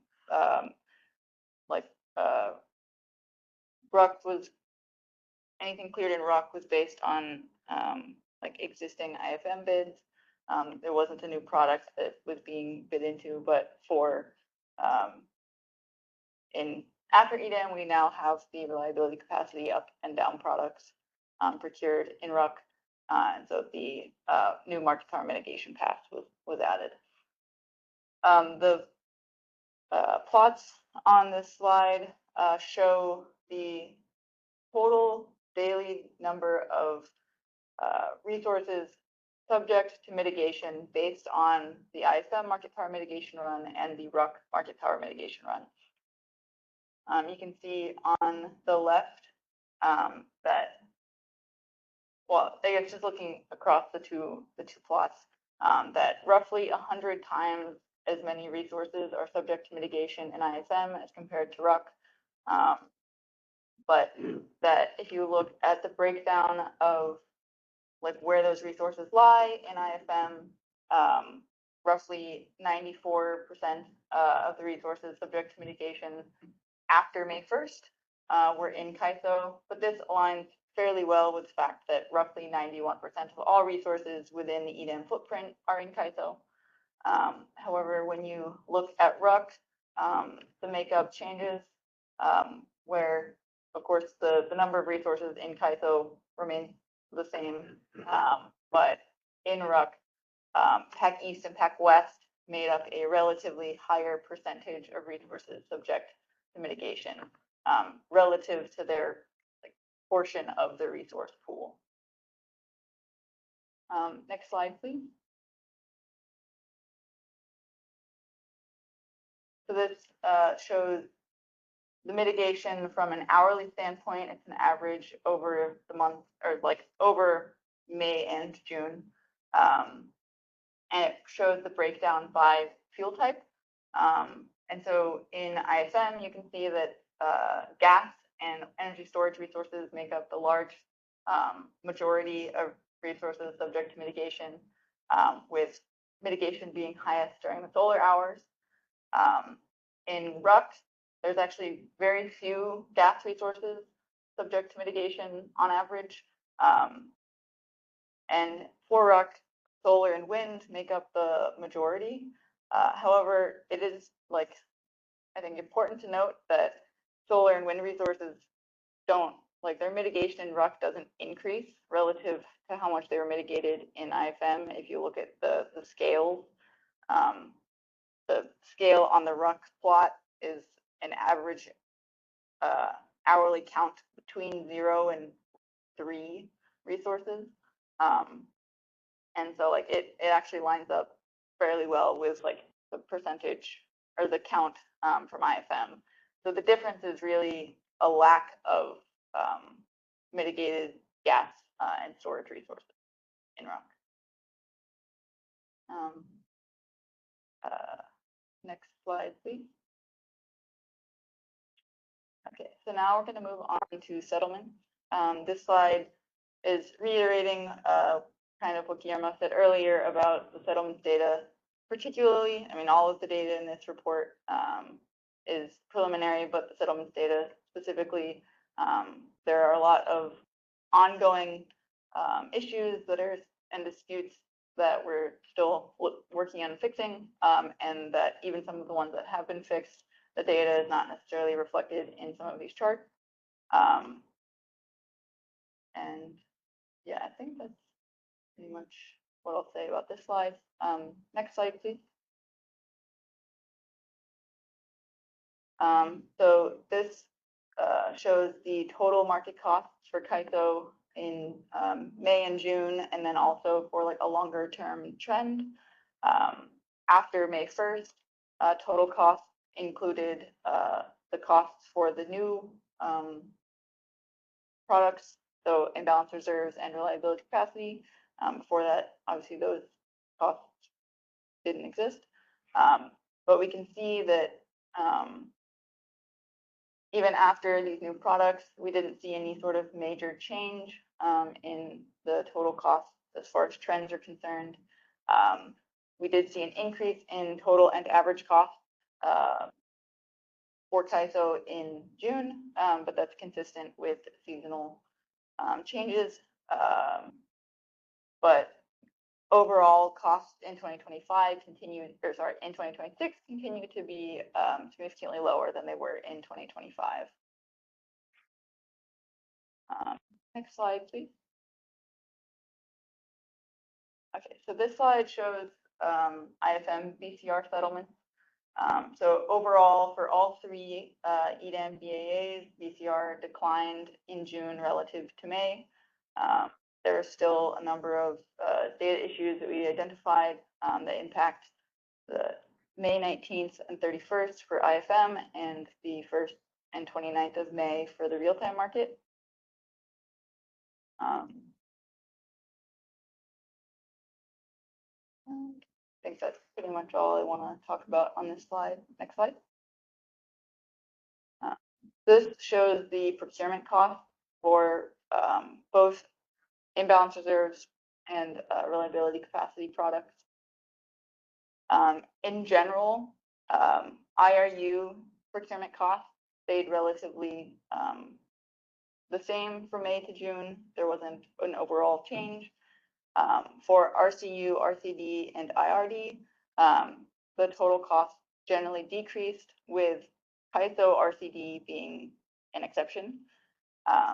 For CAISO RCD, there was a pretty significant increase, but this increase almost entirely came from June 7th, when we had a couple intervals with RCD prices above $170. This is actually, these prices were validated and they did come from bids. However, it was determined that that the reason that these high prices were seen is because RCD procurement can only be procured from resources that are already dispatched in IFM. However, IFM does not consider RCD when procuring resources in IFM. And so there's an open market issue to try to resolve this so that it doesn't happen again, but it is still ongoing. Next slide, please. So this is going over greenhouse gas settlements for PACT, providing energy into CAISO.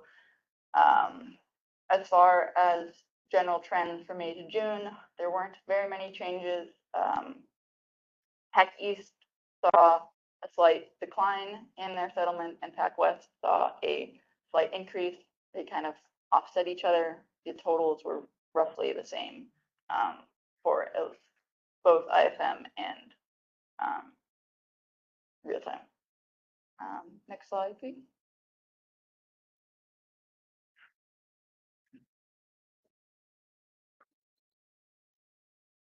I guess if there are any questions, I'm happy to answer that. Otherwise, I will pass it on to the next speaker. Thank you, Hannah. Doesn't look like there's any questions in the queue. My name is Kyle Pelham. I'm going to be taking us through the next several slides around congestion. So to start things off, we have the daily trend of congestion costs along with the overall monthly average for the PAC areas, in addition to Northern and Southern California areas. In summary here, the main takeaway is that congestion costs at PAC East, PAC West, ELAPs they continue to be low in relativity to impact to CAISO areas due to congestion. Most of their impact comes from CAISO congestion, particularly in the first half of June. However, looking at the second half of June, congestion impact is minimal in PAC areas, averaging roughly under 10 cents for the second half of June. Next slide, please. So here we're taking that monthly average and breaking it down further by where the congestion is being sourced from, in addition to the scenario type related to that congestion. So some of the key call-outs here are the impact of PAC congestion on CAISO DLAPs. So looking at the bottom rightmost corner of the chart, we see on average PAC congestion impacted PG&E -3 cents of their MCC, and impacted FCE -6 cents for their MCC. On the flip side, CAISO impact on PAC areas averaged -75 cents for PAC East and -94 cents for PAC West. Most of this is coming from the base scenario constraint types, with, of course, low values for IRU and IRD. And do you see a hand? You want to go ahead and just tackle that now? Yeah, go ahead, TJ. Yes, hi. So I know that before EDAM was implemented, there was concerns about flows, and so I believe it was the EDAM congestion revenue enhancements that was established.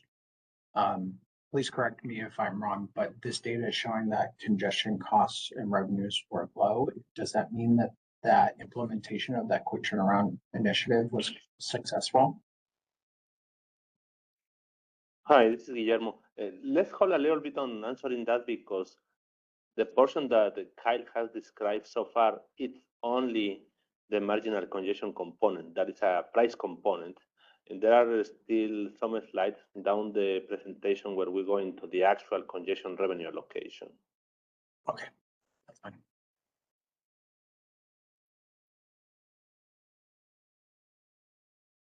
Cool. I don't see anything else in the queue. One caveat here is just wanted to call out that we're still working through issues around chip factor availability.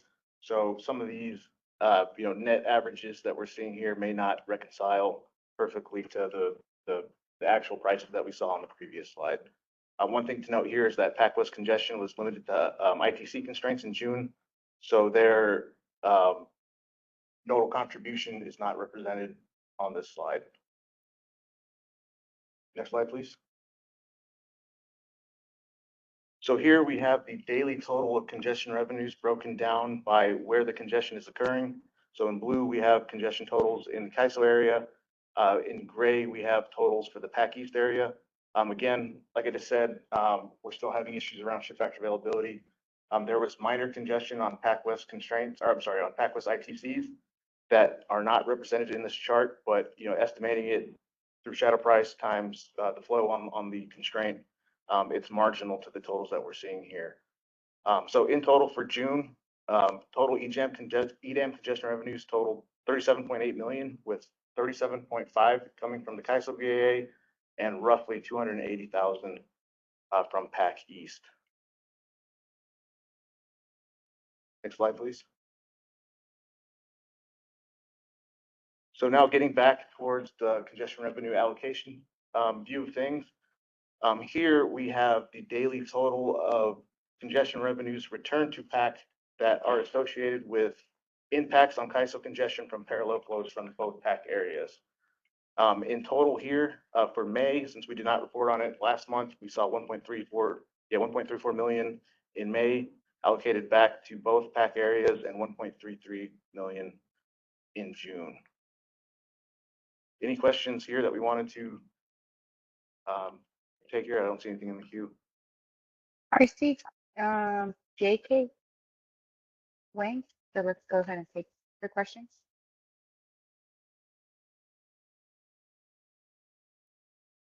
This is JK Wang from PG&E. I have a question which is on a figure not showing here, but in your report, that's the net total CAISO congestion revenue from PAC flows. And in the description, it says it is a net total congestion rent. Can you please clarify what you're netting against? Yes, so that metric that we have in the report is representative of the number collected post any revenue attribution back to PAC. So that metric is estimated to be the number of congestion revenues that is left over net from PAC resources onto CAISO congestion. Okay, thank you. No problem.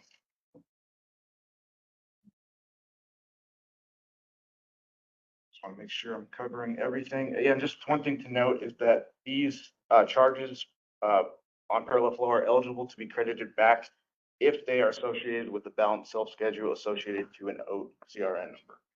Next slide, please. So to look at the volume of those balanced OAT self-schedules, we wanted to include their total proportion in relation to the overall number of self-schedules across May and June.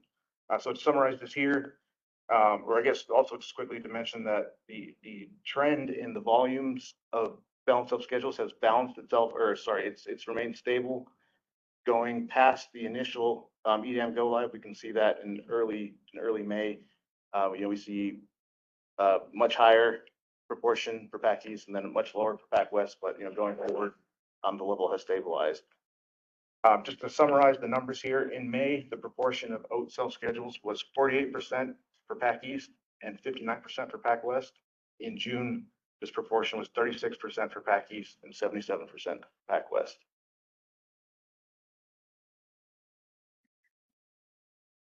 And that's all I have for this slide. Any other questions? All right, Guillermo.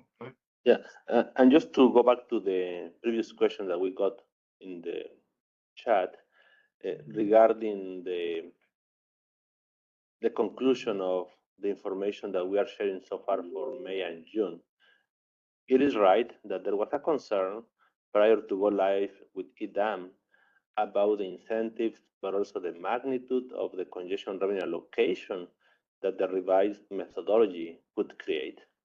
As part of that, we ran some analysis based on historical information of the real-time market, and we concluded that given the structure of the EDAM footprint for the day one go live, we didn't see to be such extreme concern that we've estimated the potential cost to be relatively moderate. And we continued to do that assessment after we launched the market. We reported that back in May. And more recently, we also briefed the Board of Governors and the governing body about the ongoing performance of this specific area. And the preliminary conclusion that we have for this area based on these 2 months of information is that yes, it aligns with the projection that we did prior to go live, and the conclusions still hold the same, that it is relatively a moderate level of congestion revenue allocation that wouldn't pose such a concern. And obviously, this is 2 months worth of data. We will continue to monitor this very closely. That was our commitment to the market and to the board, that we will continue to assess how this revised methodology is performing. And when you look at the values, we're talking about $1.3 million of congestion revenue allocation triggered by this methodology. out of the $37+ million. So it's relatively a moderate level of the congestion allocation. And I think we have one hand raised, Brenda. Yes. Jay Bramble, go ahead.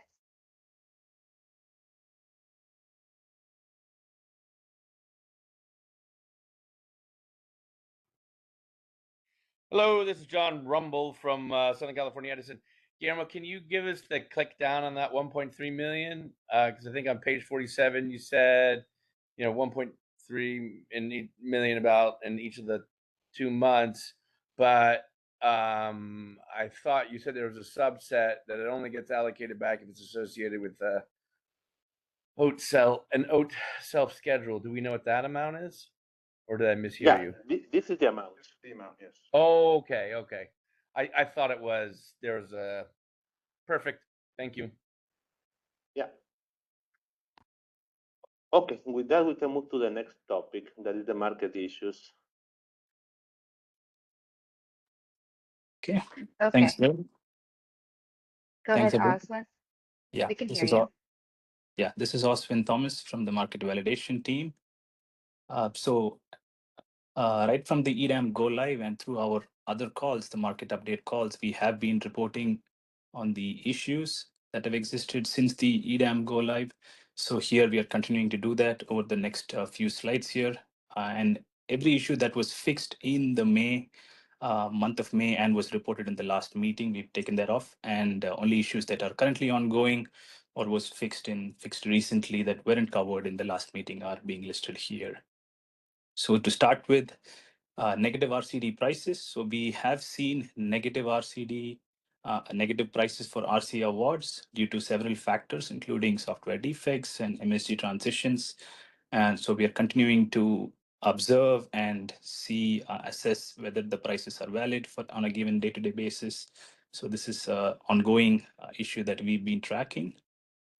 And the next one, infeasible solar RCU awards. So there was a logic issue from the interaction between the word forecast and the PMIN settings from the OMS that resulted in some infeasible awards. So that was fixed on July 6th. We did have an issue for storage resources in RCD. So there were some conditions where storage resources with sufficient headroom after IFM was run was unable to provide RCD. So we are aware of that, and a fix is being planned for that one. We can go to the next slide.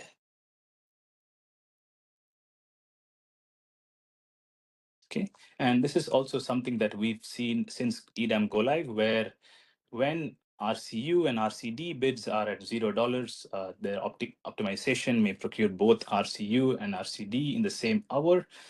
This isn't a logic issue, but just reflects the interplay with the $0 bids. And there were missing shift factors in the market participant portal and CRR system. So we are again aware that the complete set of shift factors is currently not available in the market participant portal. So the CRR system is also missing some of the shift factors relating to the IRU and IRD deployment scenarios.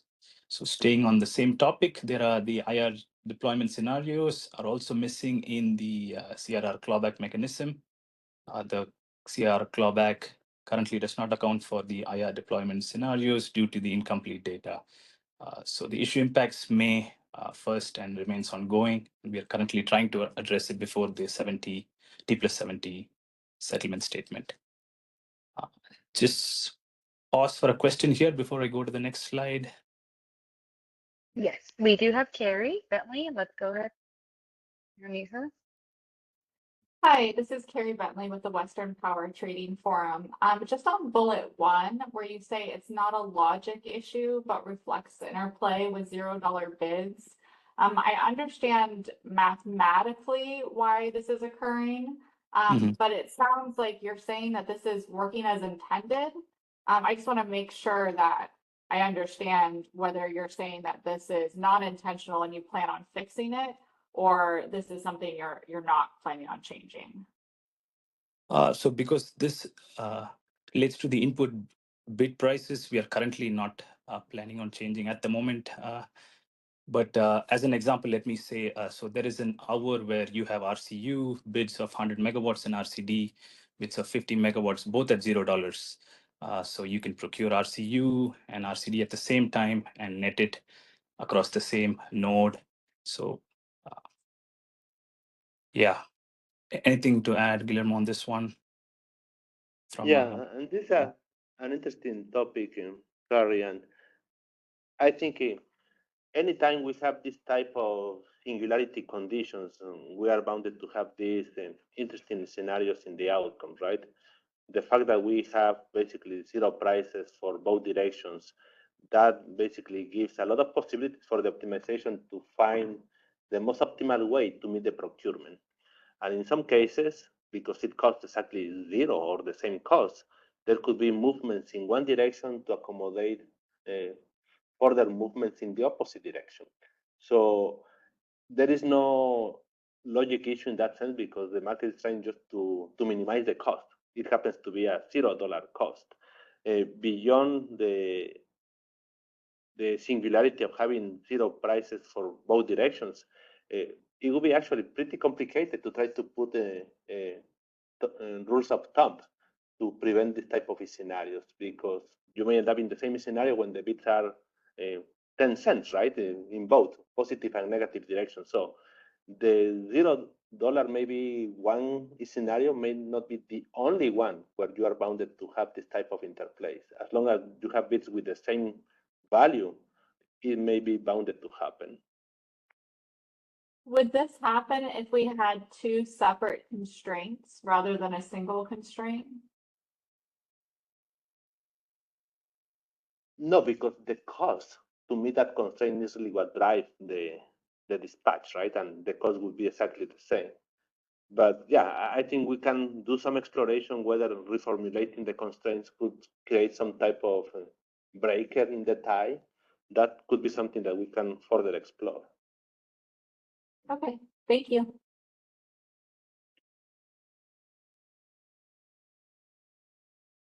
Okay, we can move to the next slide, Brenda, if there are no more questions.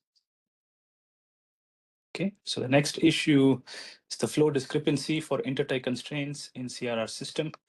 So this is especially the case when interties are mapped to multiple intertie constraints where the IFM flow calculation logic is currently accurate. And so we are currently reviewing that one and trying to address it. The next issue is the RCD price due to the solution limited by IFM commitment. Quinn and Hannah touched on this one. Again, to go back, this is a case where IFM runs sequentially before the RUC process. So IFM does not know the RCD, RCU prices that are coming next. So the solution that the IFM procure might be limited to resources that happen to have high RCD prices. Or so when you deck down those set of resources that were committed by IFM, the RCD price come out to be a higher value. The next one is the ramping interval for the imbalance reserve. So the imbalance reserve awards were limited incorrectly by the 60-minute ramp capability rather than the 30-minute ramp capability. We did address this in the 3rd of July production. Okay. Let's move to the next slide. The next one, this is the one again Quinn touched on. This happened on the interval where we had the RSC failure of 1.2 megawatts. The commitment costs in the day-ahead RSC has to be $0, but we still did consider a non-zero minimum load cost and transition cost that was slightly giving us a less optimal solution. So, and the last one is the missing MPM results in Oasis. So the MPM shadow prices and competitive constraints and are currently not making their way through all the way to Oasis. So we're trying to address the displays on Oasis to display the MPM based shadow prices and competitive paths. Let's move to the next slide. Or I'll stop for a bit as I see two questions. Okay, first we do have, I think, Chinyu, and then followed by Carrie. Chinyu, let me know what page number, in case it's not this one. Can you hear me? Yes, Chun-Yu. can you go ahead and introduce yourself?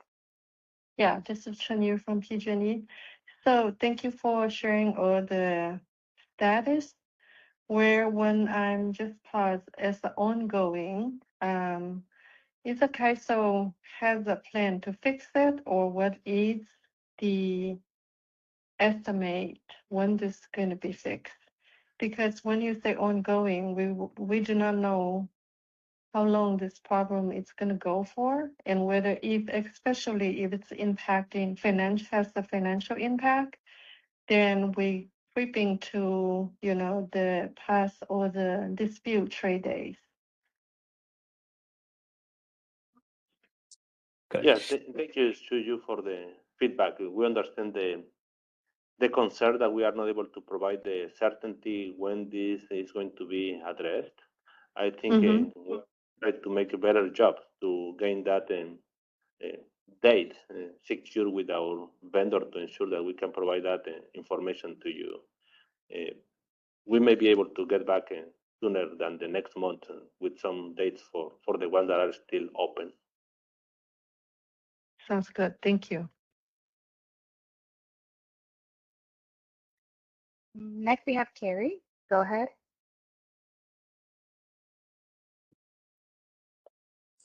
Hi, this is Carrie Bentley with the Western Power Trading Forum. I'm going back to slide 51. Can you talk more about how reliability capacity down relates to IRD?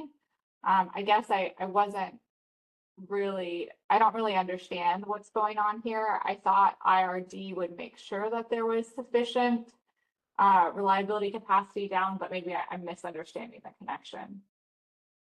Sure, yes. So the second bullet point here only relates to RCD and the IFM solution and not IRD as such. But the way I'll just explain how the IR also plays a role here. So say we take an example of a resource that's committed at 100 megawatts in IFM, and that has IRD and a self-schedule under it. So say IRD is 50 megawatts and self-schedule is also 50 megawatt. So the resource cannot really provide RCD because its downward capability is limited by the energy self-schedules and the downward IRD awards. So let's say if the IFM solution was based on resources like this that were limited in their downward range, and if these resources were only carrying the RCD bids at a lower price, we may not be able to use these low-priced RCD resources because of their downward limitation, and we have to go up the bid stack and procure RCD from expensive resources. So that's the interplay that we are trying to take here. Did that help? It did. Your And then question? I guess that leads me to another question, which since IRD already comes with flexibility down, does the RCD account for that in the requirement? Or are we kind of double procuring the downward capability? So the IRD requirement is based on the historic uncertainty between the day-ahead forecast and the real-time forecast. The RCD requirement is the difference between the cleared IFM demand and the actual forecast. So these two are two different things. Yeah, I wonder if in the formulation, this is just a musing, whether we did this wrong and we are double purchasing downward capacity. But that's just a policy question that I will noodle on.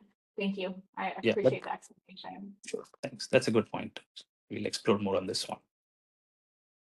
Okay. Okay, so moving on. There are no more questions. You can move to the next slide, Brenda. Yeah, so the following slides, these are some of the feedback that we've received from the stakeholders based on the previous meeting. Some of the feedback here have already been incorporated in the slides that we've seen so far. So just want to reiterate some of these very quickly. So this page shows feedback from SEE, and we wanted to focus more on the transfer capability and utilization across EDAM and WEAM and impact of GHG costs. and also requesting more reporting on IR and RC, including the bidding behavior and the procurement levels and how the procured quantities were used in real-time operations. So going back to some of the slides that Quinn was showing. Okay, next slide, please.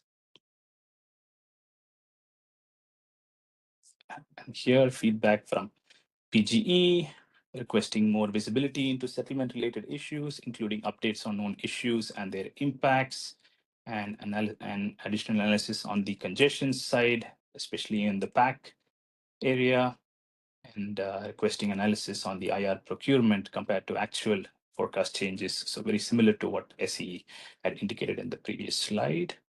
Let's go to the next one. Come back to the questions once I finish this section. Yes.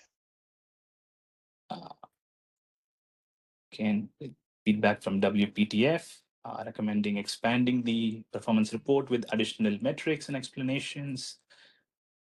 Requesting more information about the impact of the deployment scenarios on congestion, market outcomes, and transparency around MPM metrics, and also the net export constraints on some examples on how it affects the market transfers. So we haven't seen the net export constraint binding in the past 2 months, but probably in the summer months when it's binding, we can show more examples in the future calls. Okay, go to the next slide. And this is the last slide from our section. And again, we appreciate the feedback that we get, and we continue to use that opportunity to further enhance the report next time to provide more transparency and metrics and analysis. So as I mentioned, some of the feedback that we received from the last call has already been addressed, and we did report additional metrics in the June report, and we'll further consider more suggestions from participants so that we can incorporate that in the next report. So I'll pause here, take final questions before I hand it off to Danny. Yes, thank you, Osman. We do have Carrie, and then also as a reminder, I did provide that link to the report on the chat if you like to open it up as well. Thanks, everyone. Go ahead, Carrie. Thanks. Carrie Bentley again from WPTF. Can we go back to the slide where it said commitment costs and the day ahead RSC? I didn't understand this. The RSC test, I thought, does not consider costs. It's just a physical sufficiency feasibility test. So can you walk 50, keep going back? Sure, and yes, you are correct, Carrie. Yeah, So they can you just explain one this more before? slide, I think. It's 52. Sorry, slide 52. Yeah, this one. So you're right, Carrie. So the RSC should not consider the commitment costs that I think in the first initial days in May, the min load cost and the transition costs were incorrectly being considered in the RSC test. So we've addressed that, and it should be zero in the application, as you're saying. But the impact was only for one particular day, I think, based on what we've seen so far, where the RSC failure was 1.2 megawatts. Did that help your question, Carrie? Yeah, You're okay, right. I get it. Yeah. So you're just saying it just completely, but I didn't realize that you were zeroing out the cost to run the test. I didn't know that was part of kind of the function of it. I thought there were no costs in it whatsoever. So that's interesting to know how you're doing it. So basically there was just an erroneous cost thrown into the RSC test in one day, is what you're saying? So these costs are coming from the participant, right? The no load cost, transition costs, and the startup costs. All of these are considered in the MPM, IFM, and all the other applications. So the RSC also receives this cost as part of the day-ahead market. And just that in RSC, we ignore these costs in the optimization problem, and that wasn't working properly. So we had to correct that one. Okay, that makes sense. Thank you very much.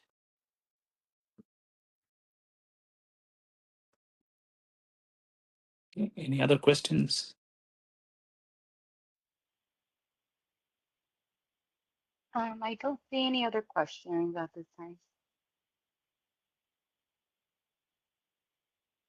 Thank you, everyone. Thanks. And then any last questions for the team for market analysis and Gamma teams before we move on to the policy update? I'll give it 2 seconds.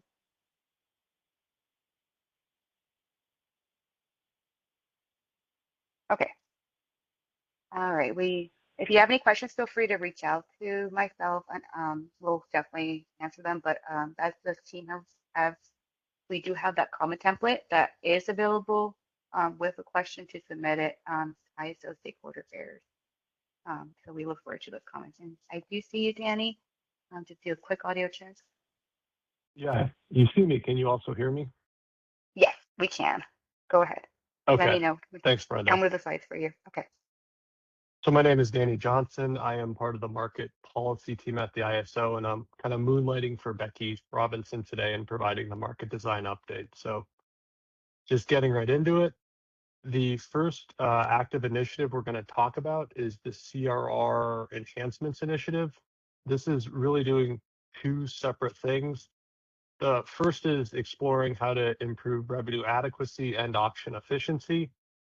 And then second, it's looking at, do we need to update what the product definitions of CRRs themselves are to make sure that they're aligning with the changing resource fleet, which has a lot of storage resources, as well as the changing use patterns. I think one of the ideas is to have like a super peak, basically have more granularity and let the hedging products be more precise. I'm happy to report that the first phase of this initiative was passed by the California ISO Board of Governors this July during the governance meeting. I think that tariff language is already off to FERC. The idea there is to enhance how loop flows are accounted for in the process to make sure that the CRRs that are eventually awarded can be more fully funded. The second phase is kicking off essentially immediately, and that's going to be picking up where we left off with what additional changes do we need for auction efficiency, product definition, or to improve revenue adequacy. All the phase 2 changes would be in the proposed decisional classification of the ISO Board of Governors.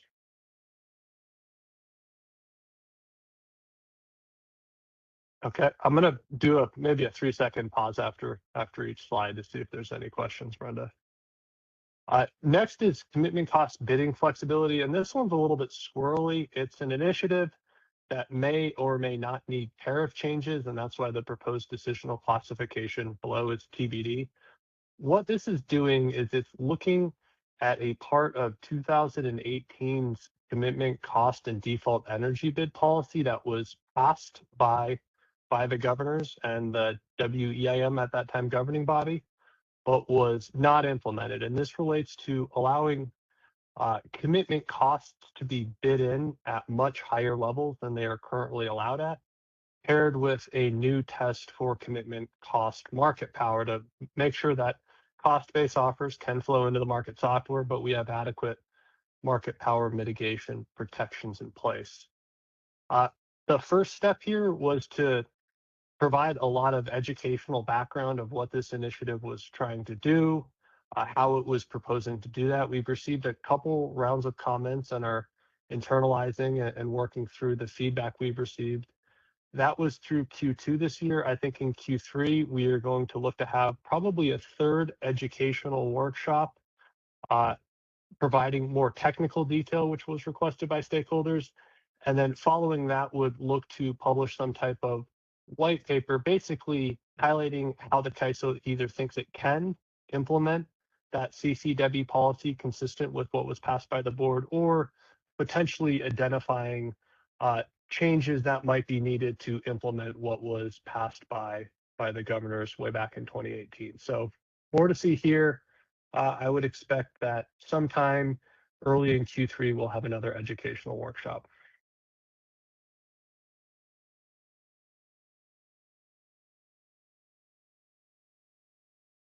Okay, moving on.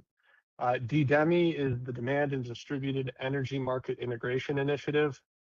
And this is, again, an initiative that's doing a lot of different things to increase demand flexibility and the participation in ISO markets. The biggest of which is probably allowing exports within a customer aggregation to export up to what the total aggregation amount is.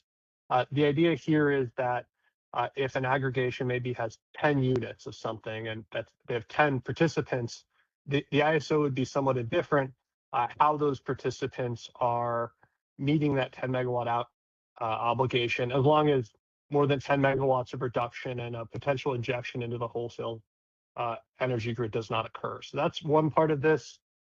There's also an exploration of different market models for regional participation, incorporating data requirements for large loads. This was originally scheduled, I think, to try to go to the August WEAM governing body for approval, but this was also discussed during the July joint governance meeting, and the ISO received a number of different perspectives from our governors and our WEAM governing body members, which we are taking seriously and taking the time to work through. So the decision has been made not to take this to August, to provide sufficient runway to make sure that when we do bring forward a proposed set of revisions, it meets the concerns and the priorities that we heard during that meeting. This would be under the primary authority of the WEAM or WEM governing body. I'm sorry, old habits die hard with the acronyms.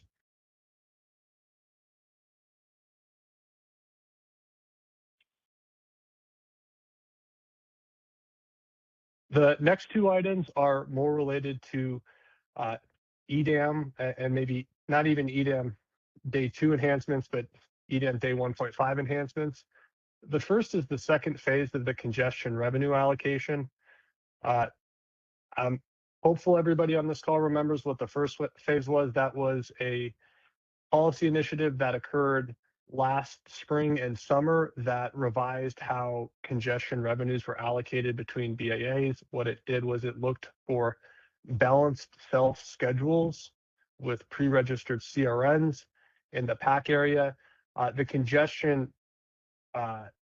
charges and the revenue that would accrue from those schedules would have the opportunity to be rebated back to the balancing authority area in question. In this instance, that would be PAC, to ensure that as EDAM went live, the OAK customers who were utilizing their transmission would be able to be provided with a full hedge. So that was last year. That was approved last summer. It was part of the design that enabled EDAM to successfully go live this May. But the ISO at that time recognized that that was a transitional temporary solution and that additional work needed to be done. In December, we kicked off the phase 2 of this initiative. It began with a series of working groups looking to establish principles. This has continued through the spring, and right now there's actually 3 different options that are on the table that we're soliciting stakeholder feedback on. The first is and a little bit of an extension of what was done in phase 1. It would look to rebate congestion revenues between BAAs, but between all BAAs, and then it also is potentially exploring allowing that mechanism to move beyond just balanced self-schedules to economic schedules. So that's one thing that's being considered. Second is a firm flow entitlement type of construct, which is much more similar to what they have in the East, that would provide a pre-agreed upon amount of flow that BAA's schedules could put onto another BAA's constraints, and it would provide a buffer beyond which congestion would be charged, and you'd have that cost causation-based congestion allocation. And then third, the third option is probably the most ambitious, and it is a simultaneous feasibility test that would take long-term firm OAT rights, ISO CRRs, kind of mix them together, run an SFT, see what is feasible, and then would have some type of methodology to allocate haircuts to the extent that that full set of OAT rights and CRRs wouldn't be feasible. We actually, I believe, had a meeting on Tuesday on this topic where we provided a lot of data about how this has been working today, how other BAAs might project with the existing methodology, and then discuss these 3 options. I expect that we are looking for comments sometime in the next couple of weeks on this, but I do see a question. Yes, unmute this TJ. is TJ. Yeah, with DWR. A question on DDEMI. Is the intention for track 2 to start after the approval of track 1?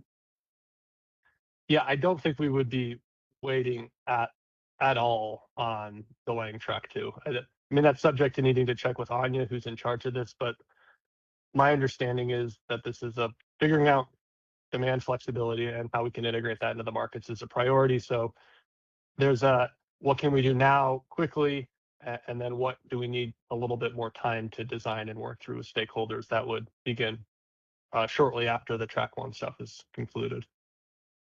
Okay, so sorry to reiterate that track 2 might start independent of the completion of track 1. That's a good question, and I would have to ask Anya. I don't know if she's looking at much more targeted meetings to narrowly address what we're trying to bring forward in track 1 with an idea of kind of expeditiously pushing that forward, or if she's planning on broader meetings where all topics could be discussed concurrently. Okay, thank you. And Brenda, I see you have a hand up.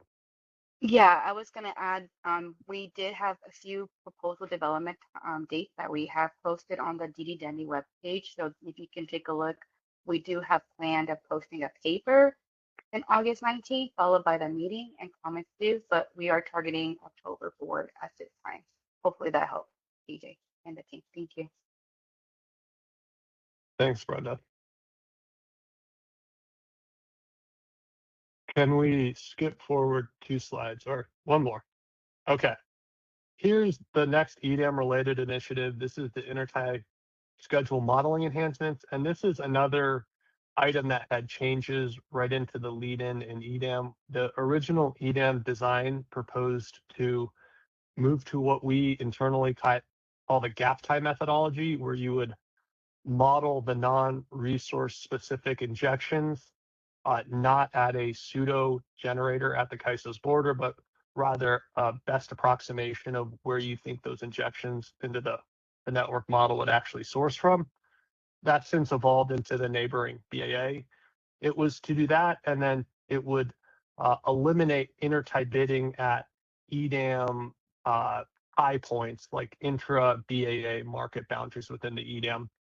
Both of those changes were put on a temporary hold while we went live with EDAM, with the idea that we would work more with stakeholders after EDAM went live to figure out how we can implement those changes. And that's what we've been doing. We've had a few workshops exploring these issues in more depth.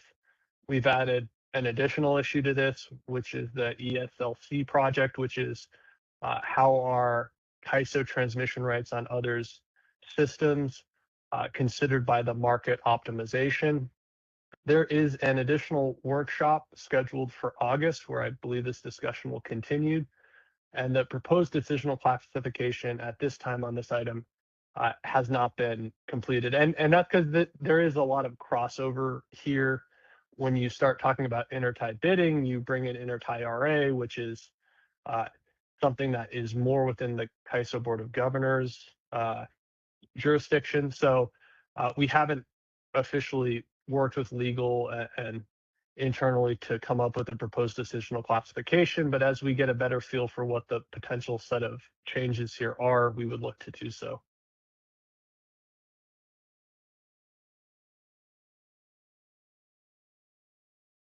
I think we can go to the next slide. Next slide is the storage design and modeling. And this is doing a couple things with a end of 2026 target. Really is trying to develop a better default energy bid for storage resources. We want to make sure that if and when mitigation does occur, these resources are treated equitably and positioned within the bid stack where their opportunity costs and where their value would naturally place them. It's also tackling the concept of what is a default energy bid for a hybrid resource. That's something that hasn't been contemplated to date. And then it's initiating discussions on what are different storage participation and bidding frameworks. There's a couple different ideas out there, but that's more of a long-term, how do we have a durable model that correctly lets these resources bid in the actual commodity, or more accurately represent the megawatt hour commodity that they have within the market optimization. And this is proposed for a WEM governing body decisional classification.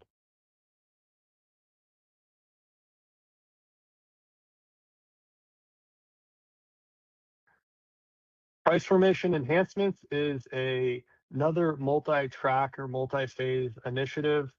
The ISO earlier this month published a revised straw proposal.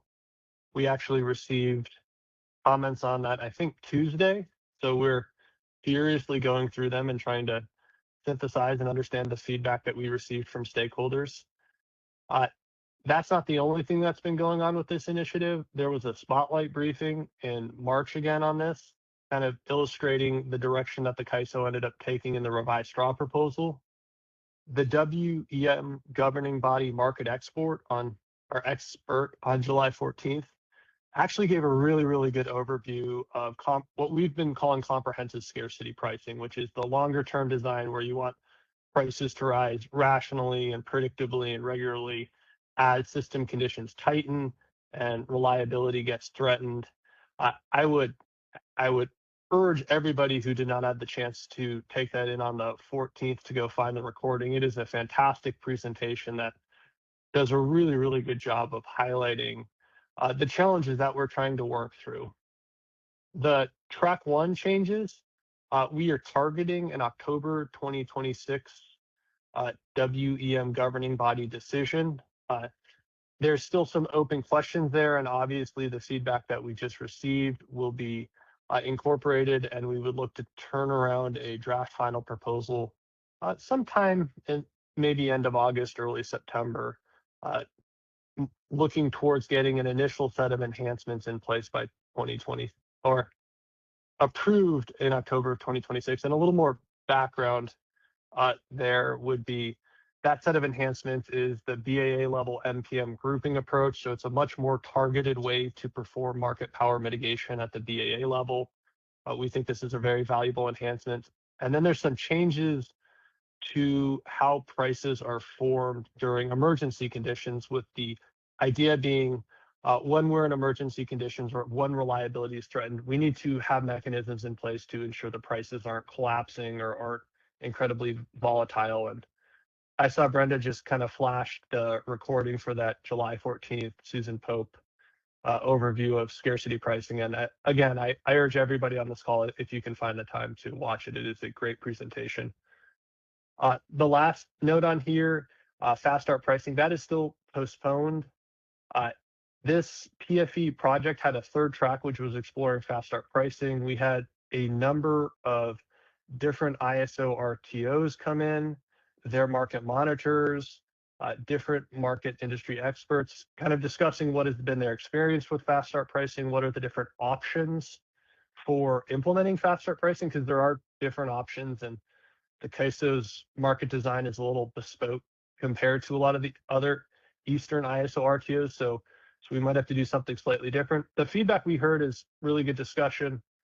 To date, this has not been a priority for the stakeholder community, so we've tabled it for now, but all of that work remains as a valuable launching point to the extent that stakeholders and market participants decide that this does become a market design priority. Next slide. Resource adequacy. There's, again, multiple tracks here. I'm going to narrowly talk about track 2. There was a revised straw proposal published in July. I think that comments are due in the next couple of weeks. It looks at outages, substitution and availability, and performance incentives. You could synthesize this to like saying, what are the right performance incentives we have RAIM right now? Is that good? Does that need to change? How does it interact with counting methodologies? All this is in the table, and we look forward to receiving your comments a little bit later next month on this topic. This again would be the ISO Board of Governors decisional classification.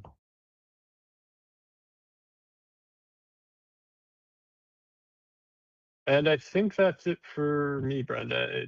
Am I supposed to tackle these next slides? Yes, go ahead. Oh, okay. Well, I'll give an uncomfortable pregnant pause while I read this because I wasn't sure I was doing this. This is the 2026 market policy catalog and roadmap. It's just the cadence of how the ISO intakes stakeholder suggestions about what we should work on, then how those get input from the RIF, how they get prioritized, and how the catalog gets updated. In June, the catalog was updated, and I have a recollection of, I think, this being discussed either at the RIF associated with the June governance meeting, or maybe it was the RIF in New Mexico. But the punchline here is this process is kicking off again in September with changes for the draft 27 to 29 catalog. So if to the extent you get some time, you have about a month to start thinking about where your organization, your institution's priorities would be, and then you can feed that into this process and help the ISO identify where we should be prioritizing our efforts. Can we go to the next slide? And this slide and the next slide are almost here for just posterity. This is the timelines they're not finalized. They're a little bit of a best guess about what we're doing, when the policy development's concurring, when the governance decisions would go down, and then what the implementation timeline for these different sets of market rule changes would be. I do see a question, PJ Vargas. Go ahead if you have one. Sorry for asking so many questions, but I wanted to ask, is there an update on the infrastructure policy catalog and roadmap? Not as part of this call. This is more tailored towards market performance and market rule and design changes. Okay, thank you. Sure.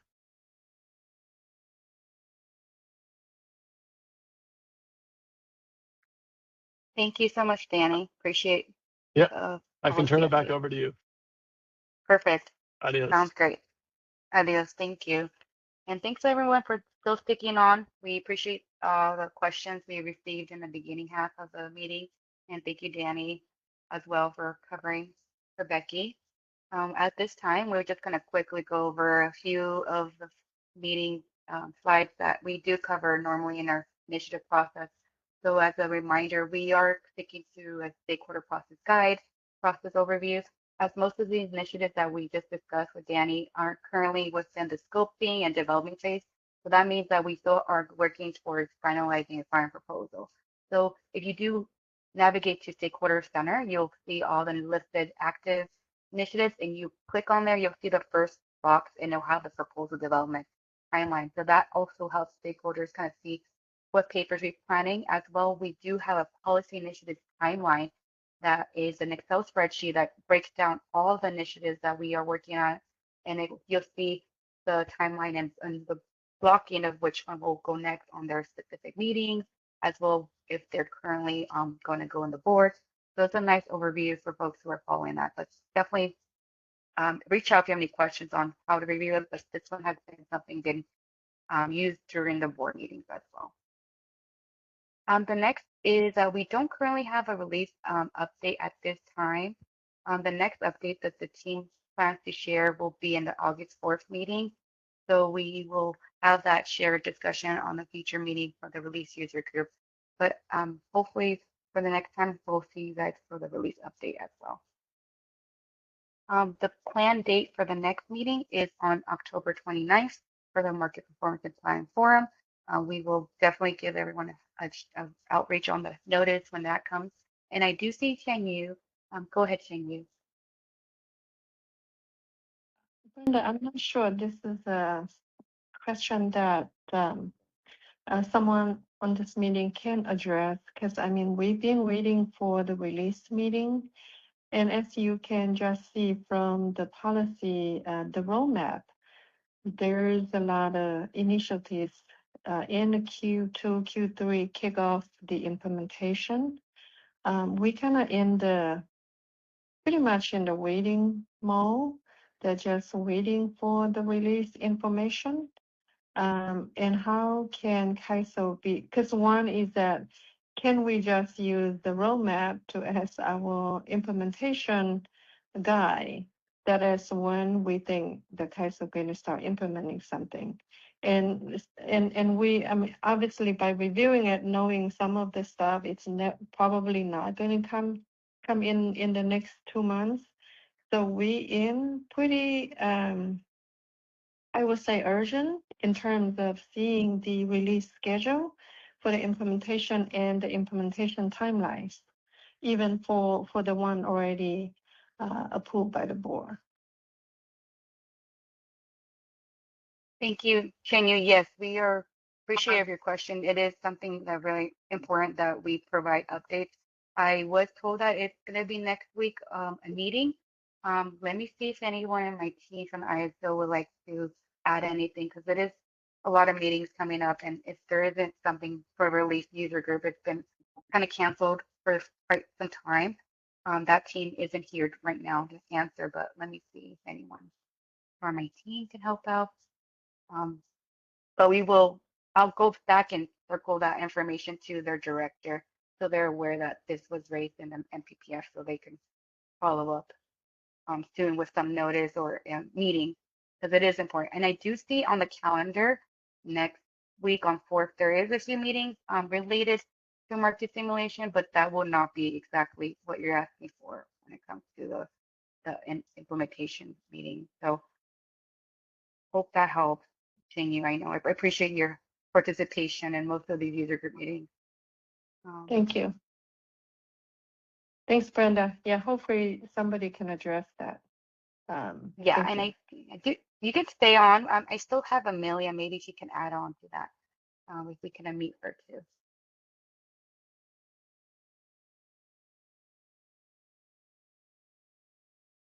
Hi, Chenyu. Thank you for the question. This is Amelia Blanky, and I work on the market policy roadmap and catalog.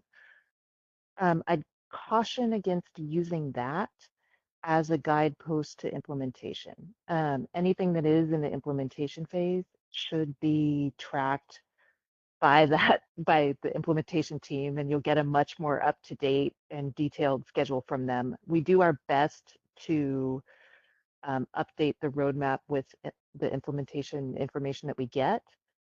However, I'd caution you always to interpret those as no sooner than kind of deadlines.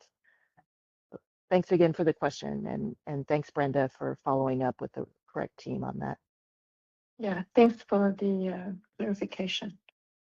Right, we as I mentioned, it's when we don't see any information from the implementation side, then we just look at the policy roadmap and kind of guessing what is coming. So unfortunately, I mean, that's not how we want to run the business, but thank you. Of course. Thank you, Shenyu. And yes, like I said, we apologize. The release slides were not provided, but we will do a better job to get them when we, you know, as we do give them enough time, but something may have come up, but we will get back to you on that.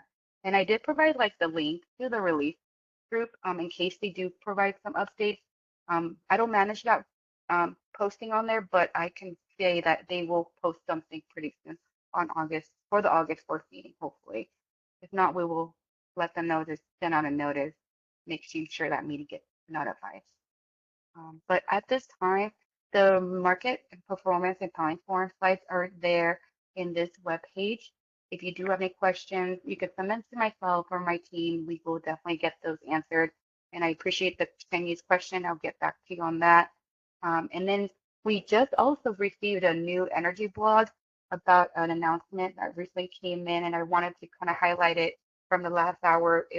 California ISO just posted a new era of the regional color operations for the West, which is an inaugural for the energy market quarterly benefit report. So back in 2014, when we started as WEIM, they saved about $9 billion.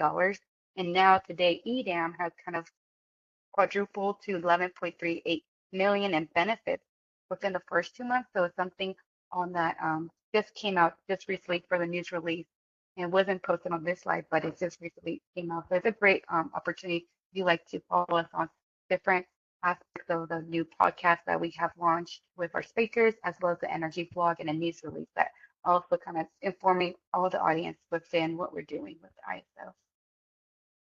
And then lastly, we do have the Stakeholder Symposium, and this is an event that we are really looking forward to seeing a lot of folks participate in at our welcome reception October 5th at the Kempton Fair Hotel, followed by the symposium program at the Safe Credit Union Convention Center. We do have many sponsorship opportunities still available, and I appreciate those who have already sponsored. We are kicking off highlights them in our social media platforms, just giving them a boost of being a great sponsor for this year's event.